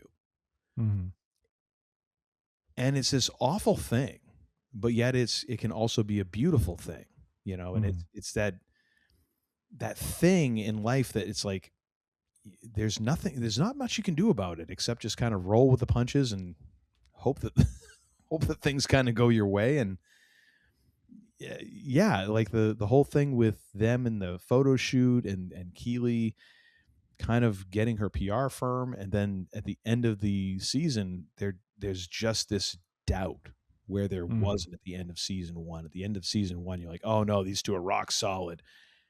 And end of season 2, it's like, oh, what the hell just happened? And along the way we have Jamie Tart, confessing that he still loves Keeley, and Roy Kent forgiving Jamie. And I love that moment where he's like, Beard's like, whoa, and he's still alive. And he's like, I'm still furious about it. About the fact that he forgave him. I'm just like, I love that. But yeah, it kind of, they are as much as Sam and Rebecca, are kind of the coming out of left field. Roy and Keeley are kind of they are the straw that stirs the drink in this whole thing in terms of relational tension and development. So that is my favorite from season 2. Who do you got for a favorite side/new character? So this can apply to new characters who have just been introduced, or it could apply to a side character who has already been introduced but happens to have a moment to shine in the, season 2. So who do you got here, sir? So I have a character as requested and 2 special mentions. I have Nora. Oh, I feel she is a great provoker of Rebecca, who gives her a hard time for the years of abandonment and then becomes her biggest fan. I felt she was well acted, especially when she and Rebecca land on her moniker of boss ass bitch. Oh, my wife is going to have words for you, sir. She will have words, and I mean, she doesn't listen to the episode, but I will tell her about this, and she more than willing to absorb them, because I feel that strongly about her character being one of the just kind of new favorite side characters, and it's funny because she's not a duplicate of Sassy, but you can still see from Sassy to her where there's that connection there. She is that moment when the daughter is kind of trying to separate, or is just like, mom, like that sort of thing. Yeah. Yep. So I'm going to go with Nora. And by the way, I don't have this listed on our outline, but I will say this. Sassy as a whole, like that actress that plays her, that she owns that role. I mean, she is sassy. Like there's an energy there with her that makes sense with that character, and she plays it to perfection and is just phenomenal. So I just wanted to say that. I think that she saw that role and is almost like one of those things where it's like, okay, well, I've only got a couple lines here and there, and I'm going to just chew scenery. I'm going to go for it, because she does. Like, even when she's talking with Rupert at No Weddings and a Funeral, and she's like, I dream of your death every single day. Yeah. Just the way oh my God, her reactions in that are just great. Yeah. And again, another nod for Keeley when she shows up and she's like, Rebecca, I'll be, talking to Rebecca, she's like, I'll be by your side every moment. And then she's like, Sally, and just runs off to Sassy. Yep. It's like, oh my gosh, the golden retriever energy for Keeley is off the charts. Yep. My two special mentions are first, Led Tasso making his debut and becoming a force of nature to solidify the team against him and not Jamie. Mm-hmm. And we've talked about that enough. And then we've already discussed also Hulk Roy Kent, as I call him, from Beard After Hours, the dude that sounds and looks like Roy if he went nuts on steroids and weights, minus the bald head. Which, and again, very close to Roy Kent, because he turns out to be a real sweetheart at the end. Yes, like he brings him back his wallet and his keys. Yeah, and he explains to him why he reacted the way that. It was very like this open sort of conversation. It was very, very interesting. So. And then he just pisses off on his scooter, which I'm just like, yes, of course. Of course, this dude who's like... So you need to stop giving me a hard time about the scooter, because, hey, Hulk Roy Kent rides the scooter, all right? So there it is. I shan't, because you are there not Hulk Roy Kent in any way, shape, or form. And neither am I. Neither am I. No, you did. Oi! It's like... Oi. It's like somewhere down, like right below your diaphragm is where that comes from. Like, people who speak that deeply, I'm like, oh my gosh. And I love the moment on the rooftop when, he's trying to run away. He's like, no place to hide. Just like, very matter of fact, like, oh my gosh. That's awesome. How about you, sir? I'm going to go with Dr. Sharon. And this is it's a bit of a layup, but she is such a great counterpoint to Ted for all of the reasons that you've mentioned. And since you had a couple of special mentions, I'm going to go with a couple of special mentions, even though she plays such a small part. The lady in red from Beard After Hours. There is an immediacy to why you understand Beard is locked onto her. Like, just the way she presents herself, the way they costumed her, everything about how they presented her in that episode, and the way they framed that character was so much of a, yes, I can understand why Beard is like fascinated by this woman. First of all, because she looks gorgeous. Second of all, the way the repartee goes when they meet outside the club. And then when it kind of gets in this weird sort of awkward talk at the apartment, like, yes, this is such a Beard conversation. Like, yes, of course, he's even more in. He's like, okay, yes, we're getting weird. I am totally in on this. So I'm going to go with her. And for another special mention, I got to give it to my three guys. I got to give it to Baz, Paul, and Jeremy. Just such a great trio in that episode, and also just all throughout, especially even when Michelle shows up and Baz is just like runs down Ted and they're like, oh, very nice to meet you. And she's like, nice recovery. They just have so many lovely moments and are just like punching bags. But then by the end of, when we get to season 3, we'll see that they kind of, in a way, become this like sort of beating heart of the club. Like they become the representative of all the fans of the club, who just are passionate and just live and die with this team. So let's go with the 3 soccer hooligans from the Crown and Anchor, which probably not the name of the pub there. I do want to go to Richmond Green at some point and go to that pub, even though I'm sure they don't have gluten-free beer. Have a whiskey or something. There you go. What are you going to have for your least favorite moment? I knew we couldn't have a least favorite episode, but I'm sure we can find a least favorite moment. What do you got for this one? So mine was Nate's heel turn, believe it or not. Like, I know it is a crucial point to season 2. Philistine. And I don't dispute that it has its place, but the thing I dispute is the way it started and the build toward it. Because it felt very unnatural when you consider the fact that Nate was positioned in season 1 as this very sweet, very meek, very humble individual, and he gets this promotion to being an assistant coach, and we're just supposed to all of a sudden understand out of the blue when we get into season 2, by the way he talks to the new kit man, by the way, he talks to some of the players, later on Colin, we're just supposed to understand that he's dealing with a bunch of crap. And it's not really very well positioned in my mind. So not that I think it was a bad thing that they did this. I do understand, in the arc of the series, why this makes sense. I just wish that the seeds of his turn could have been better planted throughout season 2 and not have been so much of a stark turn where it's like, where did this come from? So what do you kind of consider the beginning of the heel turn? Well, it goes all the way back to episode, I think, 1, where he's, starting to mouth off in a way that is not natural to the Nate character. Like he's criticizing the kit man for stuff that just, it feels very out of place. And even in the show, there are these cuts to Beard kind of looking at him like he's nuts, like what the hell is he doing? And so, in the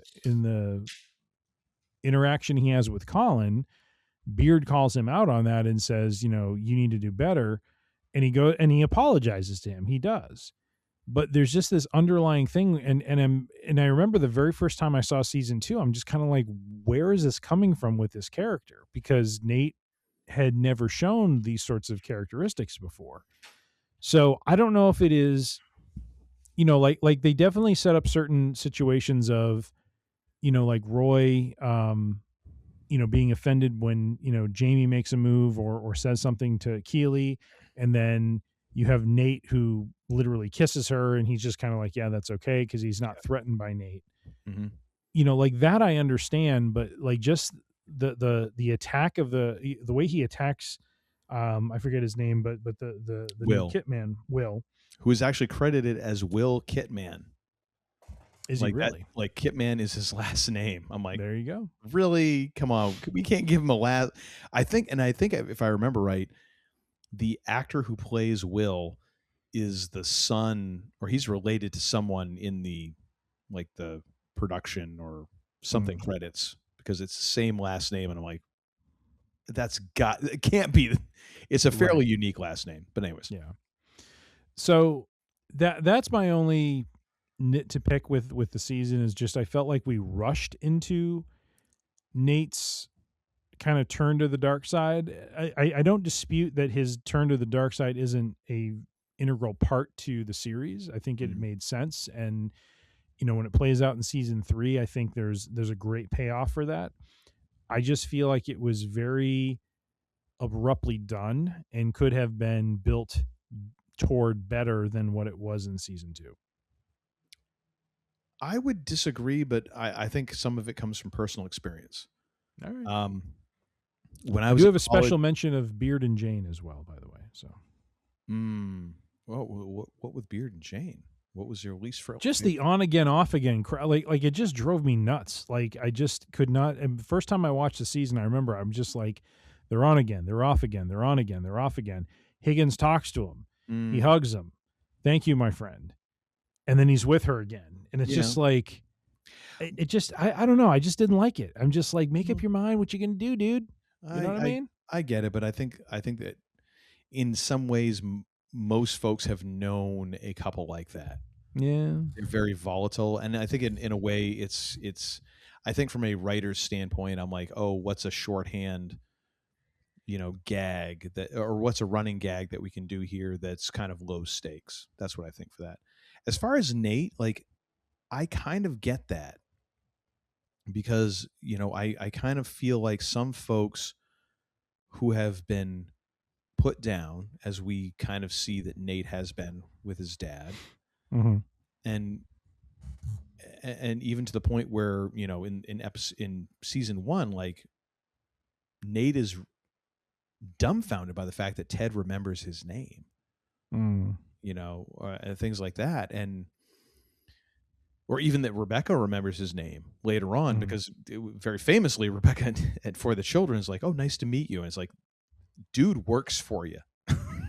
Yeah. has for probably a little while. And you have no idea who the hell this kid is.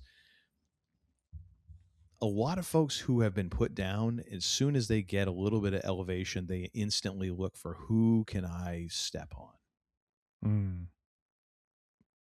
It's that vicious cycle of low grade abuse in this case.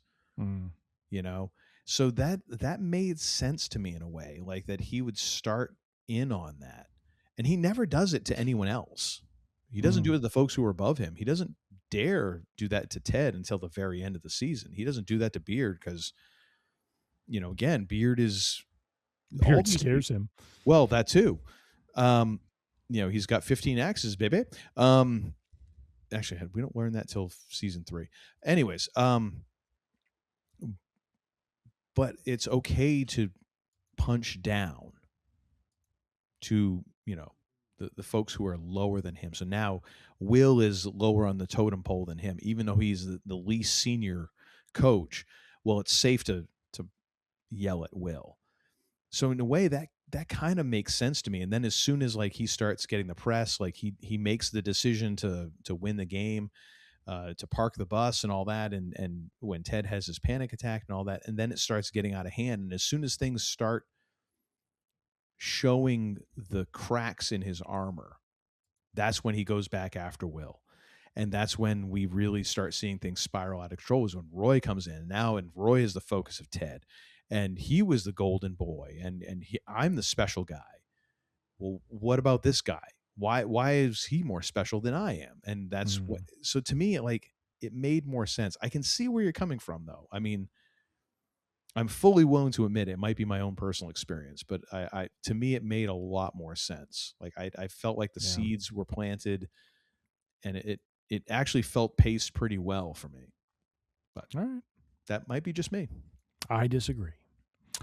I already said my special mention. What is your least favorite moment? And this is never going to give you up at the funeral. It's not a terrible gag, and it leads to a heartwarming moment where, in the midst of this, we get Ted walking in late because he's kind of gotten himself together, which, again, a great throwback here at the beginning of this episode where Ted is getting ready to Easy Lover by Phil Collins and Philip Bailey, which he referenced in season 1, which I've listened to that song a couple times over the past year after rewatching this for the 7th, 8th, and 9th time now. That song goes way fracking harder than it ever needs to. That song slaps, as the kids would say, or said a couple of years ago. I love that little callback. But then, of course, Ted kind of coming to Rebecca's rescue, and the whole congregation singing a Rick Astley song at a funeral, which is bizarre. But it's jarring compared to the rest of the episode. It is it just kind of sticks out the more I've watched it. Every single time I've watched it, it's just However, although in my headcanon, the organ version of the song that plays at the end of that's not soundtrack. That is actually the organist in the church in the moment who has loved this song and has been waiting for this moment for years to, that is in my headcanon now. That is the organist at the church playing that. That's not an overpiped sound dub or whatever, or needle drop. That's Phyllis, Murphy, who has loved Rick Astley since 19 Tickety Talk and has always played that at midnight when she's rehearsing when no one's around. So ooh, scandalous. And she finally gets her moment. That's my thing. I don't have any honorable mentions because I can't think of any right now. What are your top 3 moments from season too. And should we alternate here and kind of go back and forth now that if you want? Because before this, when we did this last week, it was favorite moments, and I ended up having to come up with a couple because you, of course, as we're wont to do, came up with more. What would so I see you've even doubled. Oh my gosh, we're going to wind up with the top 10 next episode. I can tell. What is your special mention, and then get into your third top moment? My I gave you the 3. I gave you fracking 3, and you couldn't keep that. I have to go one more because I'm the champ, baby.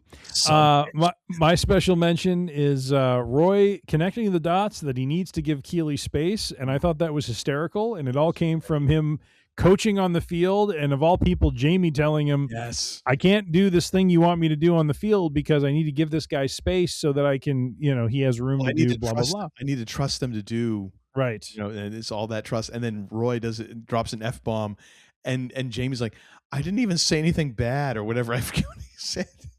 Yes. Oh, yes. So great. The obliviousness of Jamie is just is hysterical. And then one other special mention that I don't have listed here that I want to mention is just Roy's use of the word whistle as opposed to using a whistle. I love that gimmick. I think it's in episode 12. He's like, whistle. I said whistle. It's like, and Isaac's like, how can you use a regular whistle? Impure metals or mess with his lips or something. Right. Oh my God. So good. Roy is great. So that is my special mention. Do you want me to go into my number 3? Well, you know what? I'll come up with a special mention here. In the Christmas episode, I do appreciate the use of Fairy Tale of New York, which is one of my favorite yes. Christmas songs. The Pogues, Christy McCall. I admit I get teary every time, just because I love that song and the emotionality of it, but also just kind of like this thing of like, Roy and Keeley and Phoebe going on this little adventure through their neighborhood, and kind of getting that resolution is great. What is it? Oh, actually, since you did 2 special mentions, I'll go with another one. When Roy and Keeley are both smelling Phoebe's breath. And Phoebe is just like, I've been in locker rooms. and Phoebe is, and Roy's like, what are you doing? He's, she feels bad enough. He's like, I've been in men's locker rooms for this and that and the other. And then she blows in his face like, I think you might be dying. And then as Keeley's talking, Roy's behind her is like,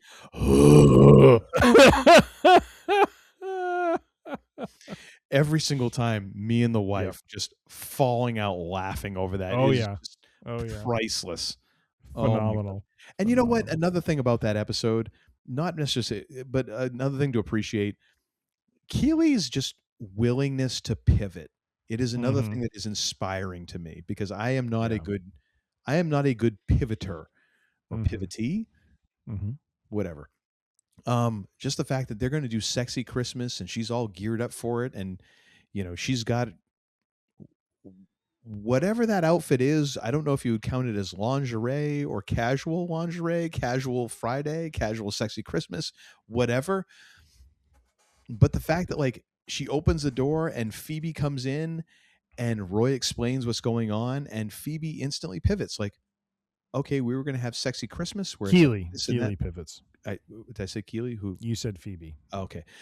When Phoebe comes in, Keeley pivots, and she's instantly like, hey, we're going to have lots of fun and this and that and the other. And then they have this exchange, and finally Roy looks up at her after like walking in, and you can tell Roy is just pissed. He's done with it, and he's putting presents down, all that. And he's like, oh my gosh, you look amazing. Which I'm just like, that's a great way for a relationship to function. Like, hey, we'll pivot and this and that. And, oh my gosh, you look great. And, ideally it just doesn't work out that way 95% of the time. But hey, something to aspire to.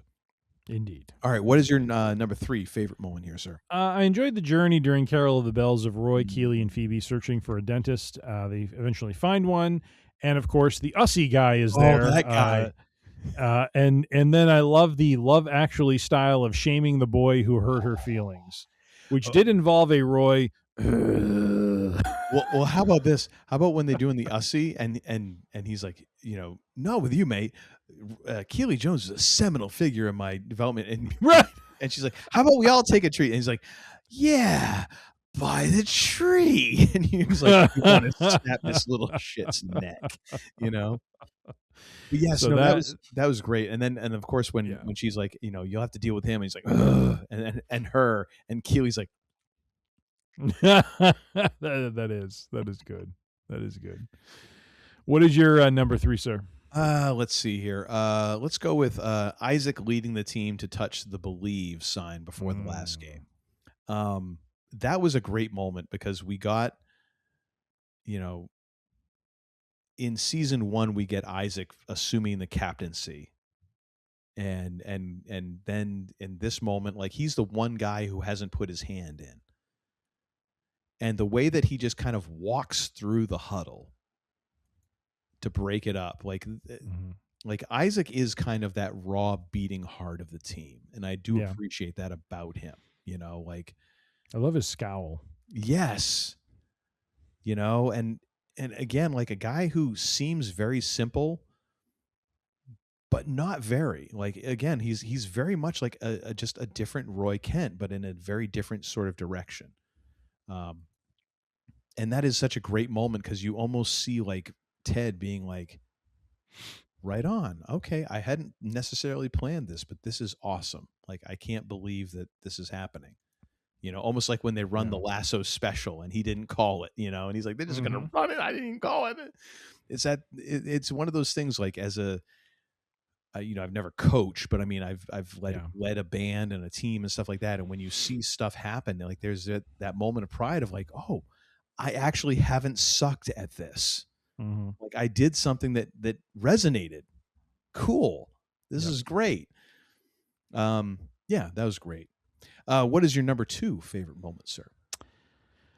This was a rough one. It was Ted and Rebecca, and this is the episode, what is it? No Weddings, One Funeral, where they both are interchangeably relaying these heartbreaking stories of their fathers. And, you know, we learn even further with Ted that not only did his father commit suicide, but Ted was actually the one that found him. And, you know, the way they do that, and, you know, that Rebecca finds her father having an affair, and the heartbreak they are both feeling over those, you know, situations, and the fact that, you know, just they had to live through that was just well done. It was very powerful, very emotional. And you know, in a lot of ways, and we'll get into this when we talk about season 3, I was always kind of like under the impression that eventually something was going to happen with Ted and Rebecca, because they just felt like their stories were so intertwined in a way.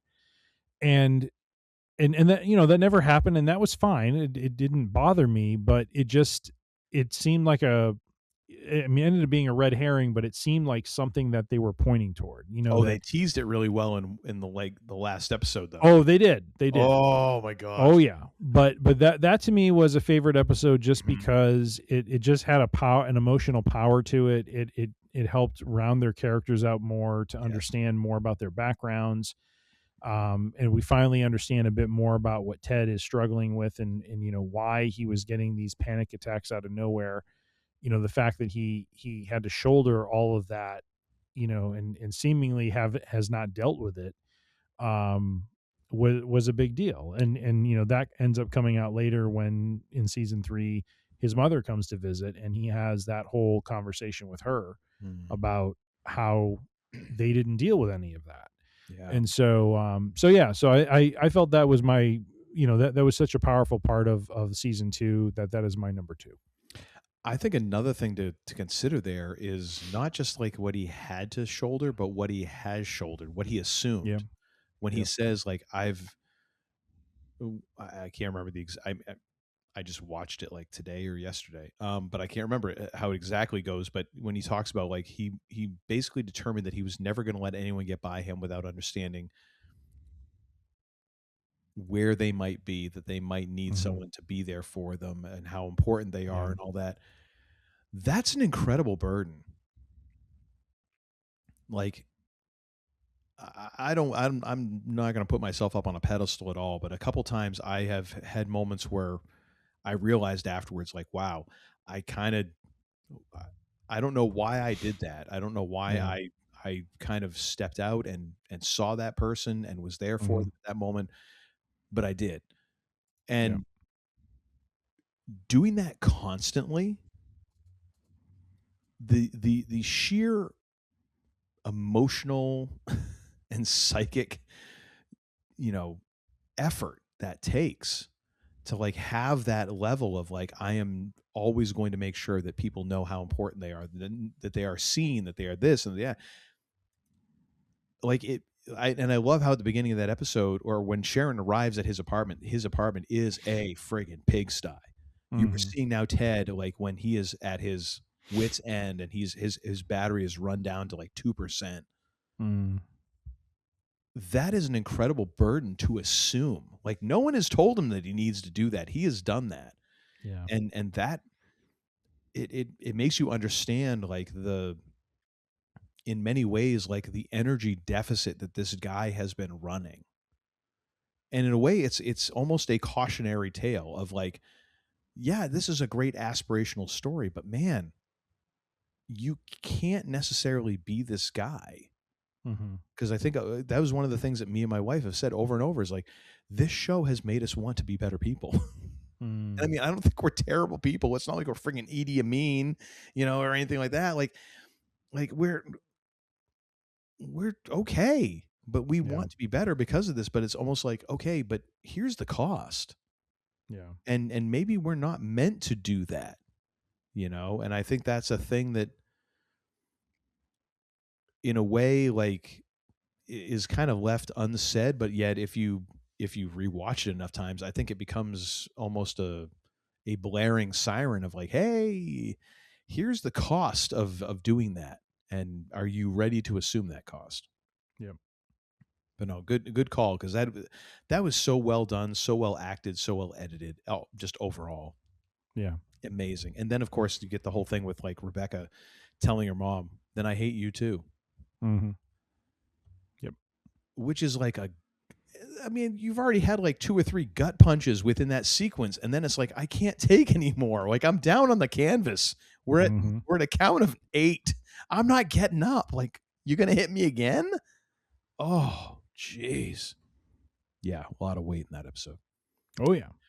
What is your number 2? My number 2 is the entire sequence of Roy leaving the studio and reaching the sideline at Nelson Road. Just all of it. Just again, like seeing Roy in real time processing his emotions and realizing I shouldn't be here. I need to go somewhere else, and doing whatever it takes to get there, to the point of like giving all his cash to the cab driver. Then he gives his watch to the guy who runs the little bike rickshaw. And then, he's hobbling because his knee is effed, as he said many times.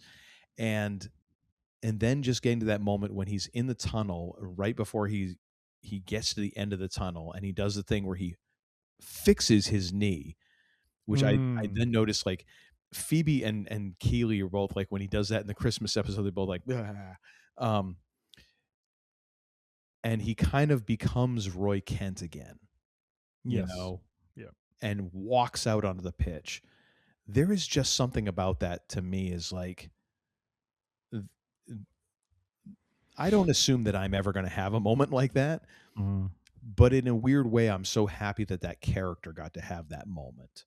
Mhm. Walk back out and to hear the chants, like sort of like he did. And we get to see this in season 3, where he kind of gets that again, but then is quickly overshadowed by someone else. But he kind of gets that moment again to become Roy Kent, because he hasn't been. So yeah, I love that moment. I just love that entire sequence, and then culminating with that moment is great. Nice. Yeah. What's your top moment for this season? I love the symmetry of the season, starting in episode 1 with the close up of Nate, and then that followed by Danny's penalty kick that kills the dog, to that of episode 12 with Danny's kick to tie the game, and for them to then promote into the Premier League again, and the close up of the heel Nate at the very end. Yes, I thought that was a very nice bit of symmetry of the season, and and so that to me was both the start and the end to what was a solid season of seeing one of the beloved characters from season 1 going a bit awry. So and then we will see what happens in season 3. And I love. I mean, I don't think it's necessarily terribly obvious, but there is a little bit, because I mean, we get throughout season 2 the shading of Nate's hair, which was apparently that's not like it wasn't like they dyed Nick Muhammad's hair. Like they were actually adding in, they were painting his hair more and more throughout the season. Yes, yeah, I read that too. Yep. And to then show up and he's got a different hairstyle, he's got way more gray. He turns around, he's the manager of West Ham United, and he's looking at the camera, and there is this, like, there's a little bit of a smirk at his mouth, but it's mostly in the eyes, and it's such a great acting job by Nick Muhammad of just being like, yeah, mofos. It's me. Like, and it is such a heel turn moment. It's like if you'd played, instead of like whatever that song is, if you'd play like the NWO theme over that. Yep. It's Hollywood Nate. It's that's who it is. Like, shit. No, it's so good. So good. For me, it's my top moment is Jamie handing over the ball to Danny for the penalty kick in the last game. Yep. Because it is the symmetry of beginning of the season and the end of the season, but it's also showing where Jamie is. Yeah. Because what was it? Was it season 1 or was it season 2? No, I think it was season 1 where they're saying, well, Jamie Tartt make the extra pass, or will he go for glory? That's usually a rhetorical question. And it, like, Jamie turning that over, like the biggest moment of the season, like this, like, promotion is on the line, and giving it to the guy who has this baggage and almost putting it in their hands to allow them to get over that hump in this moment. It's like, oh, wow, this is the next step in the Jamie Tartt evolution, and also kind of closing the loop for Danny Rojas. And we get that, football is life. No, it's a great moment overall, just a fantastic moment. And, it becomes the highest of highs. We are going up.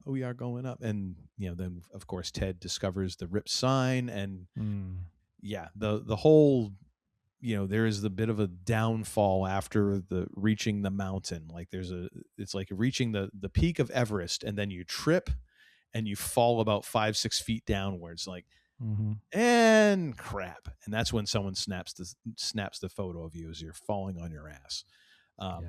Yeah. So that was a little tough, but at the same time, it makes you want to see what's going to happen in season 3. So, hey. Indeed. Solid outing. Solid hand. Exactly. Well, sir, and since we are now approaching 11:33 p.m. here on the East Coast, and you're watching Perspectives. And you are watching Perspectives. What is your and another thing for this episode? My and another thing has nothing to do with Ted Lasso and everything to do with REM. I was listening to them over the weekend, and specifically a few songs off the album Monster from September of 1994.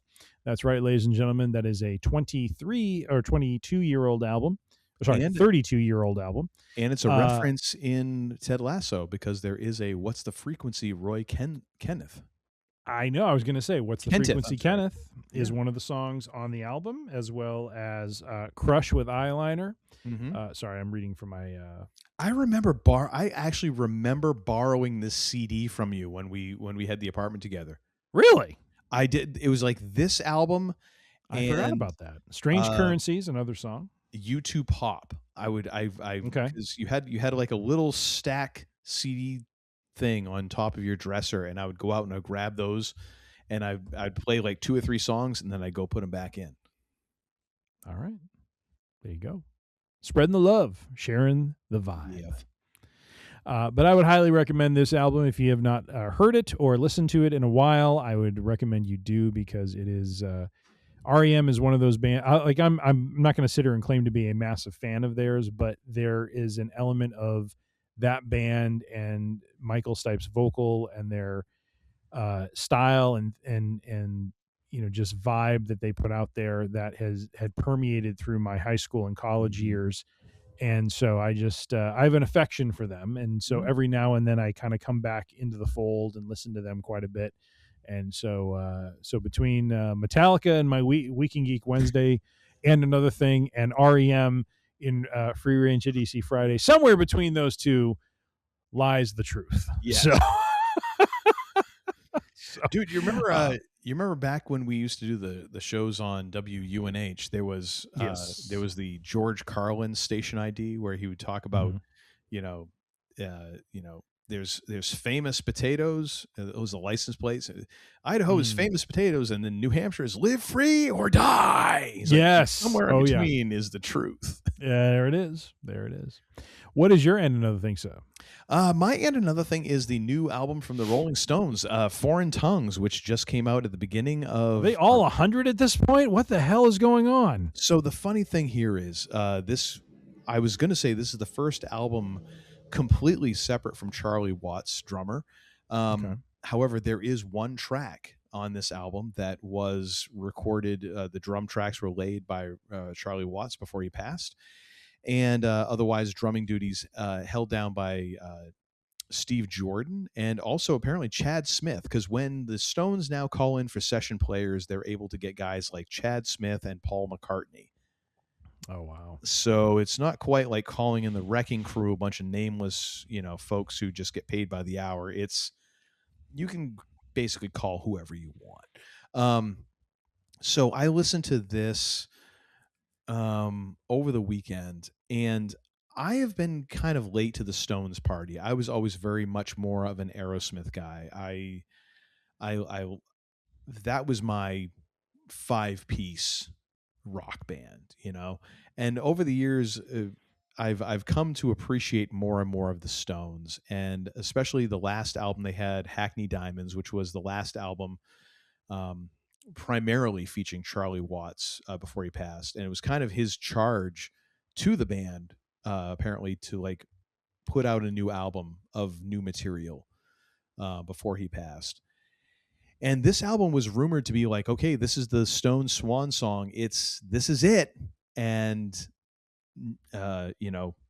as LA Knight would say, apparently there's 10 more songs that they recorded during this session for a future album. The thing is, with Hackney Diamonds and Foreign Tongues, I don't know that there's a real there's no Start Me Up, there's no Tumbling Dice, there's no Honky Tonk Women. However, it's a great solid rock and roll album. Like in totality, like it is consistent throughout. It is I listen to it beginning to end, and I'm like, yeah, that was worth the listen. There might not be like this. There's no sympathy to sympathy for the devil. There's no like, oh my gosh, this song. But the whole album is solid, and you get like, oh, you've done this long enough that like you know how to write these songs. Like you know how to write a good song. Even the Keith Richards song, which is usually like one Keith lead vocal song, is really good. There's a lot of Mick Jagger harmonica on this, which I thought was kind of interesting. And even though like Keith Richards has said that like he thinks that Mick Jagger is one of the great blues harmonica players, I'm like, I think he might be shining his apple a little bit too much. It's serviceable, it's good, it's great coloration to what's going on. Man, I mean, for cats who are in their 70s, probably early 80s, like it's a solid outing. Like I would recommend listening to this album, if for nothing else, if you're just looking for a good rock and roll album. You're not looking for like, oh my gosh, it's got to be as good as Exile on Main Street or Beggar's Banquet or whatever your favorite Stones album is. If you're just looking for something that's fun to listen to, this is good. It's a really good fracking album. And it's got that kind of rock and roll swagger to it.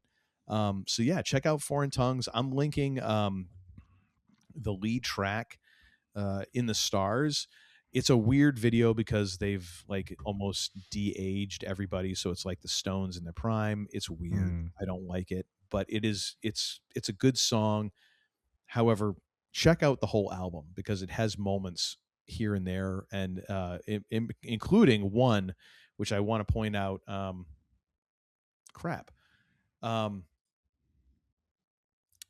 is this not popping up? I've got this album that I downloaded. Anyways, they cover Amy Winehouse's You Know I'm No Good, which is kind of cool hearing Mick Jagger sing that, even though I'm not the biggest fan of Mick Jagger's voice.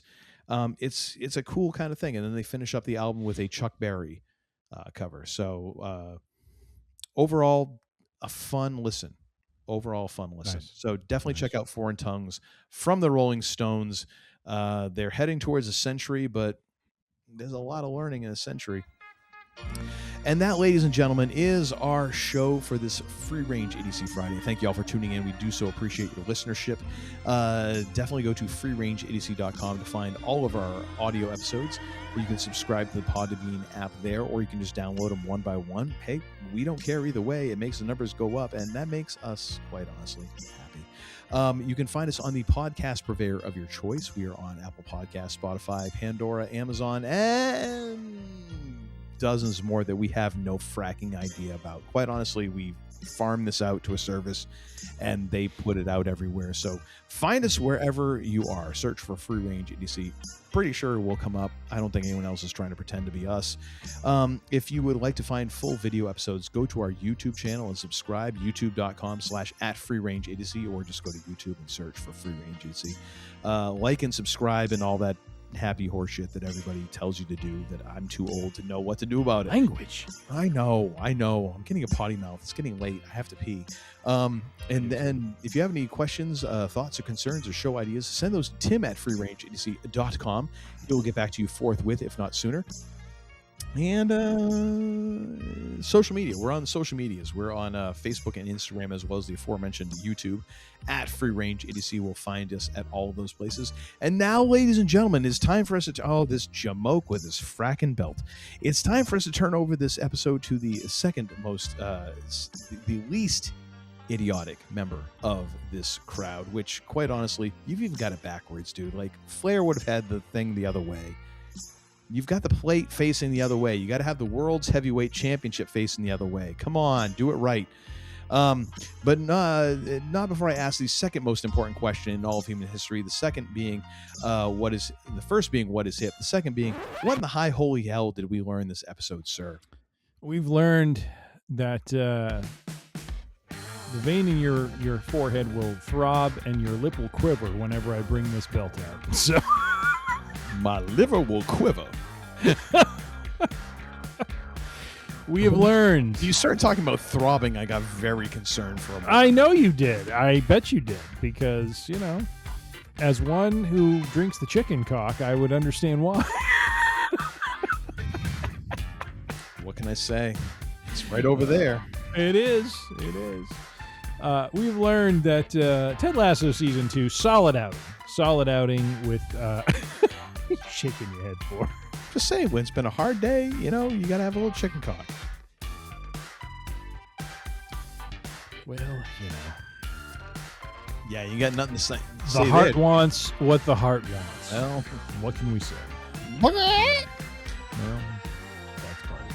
Yeah. We have learned that, yes, Ted Lasso Season 2, solid outing all around with various favorite episodes, underappreciated episodes, great storylines, new characters that we enjoy. I know that Mrs.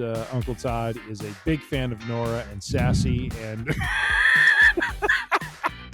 she would code red with like the soap wrapped up in a towel in a heartbeat, and would openly support them having a larger role in season 4. That is my running joke, dude. I'm like, Nora's actually like the head of director of football operations, and she's like out of nowhere grabs like a switchblade, like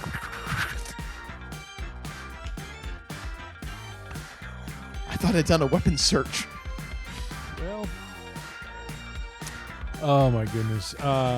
We've also learned that Uncle Todd and the man they call Tim can disagree about the Nate heel turn, but it is, a integral part of the show, and yet unevenly executed at times. I beg to differ. Respectfully. You can respectfully beg to differ, but that's how it is. All that being said, then I unrespectfully disagree, and you're wrong. Oh, okay. Just as you are wrong about your prediction that you keep touting is right on. We've also learned that the man they call Tim's powers of prognostication know no bounds, that he is right 100% of the time. They know no bounds like reality, facts, time, space, continents, people.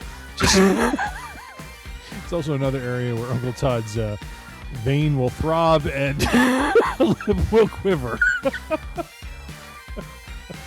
I'm getting very uncomfortable talking about throbbing as regards to me. I'm just saying. Very uncomfortable. Oh my God. With all that being said, oh my gosh, we thank you for your listenership and for your time absorbing our thoughts and opinions on the show of Ted Lasso. Do check it out if you have not yet. And as we prepare for season 4, definitely get through the first 3 seasons so you're well ready to watch all the goodness that will be coming at the start of August. With all that being said, be safe, be healthy, be kind, be good to one another. See, there's you land this plane. It's just amazing. There's the same throbbing again. Throbbing. There's fog at the airport. There's a crosswind. Maybe an updraft or two. You can actually set this bitch down on the runway or what? I will. Okay. Let's get to it then. Be safe, be healthy, be there kind, we go. Be good to one another. You don't have to go home, but you can't stay here. The range is closed for now, and Uncle Todd needs a pee break. See ya! You. Like a Mussolini! It's like I picked the wrong week to quit drinking. I beg your pardon, what did you say? Damn! You're such a disappointing pair. I prayed so hard for you. Get out. And don't come back until you've redeemed yourselves. So say we all. So say we all.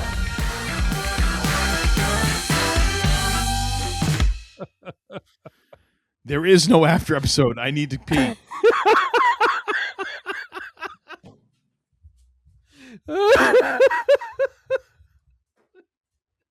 Now get the hell out of here!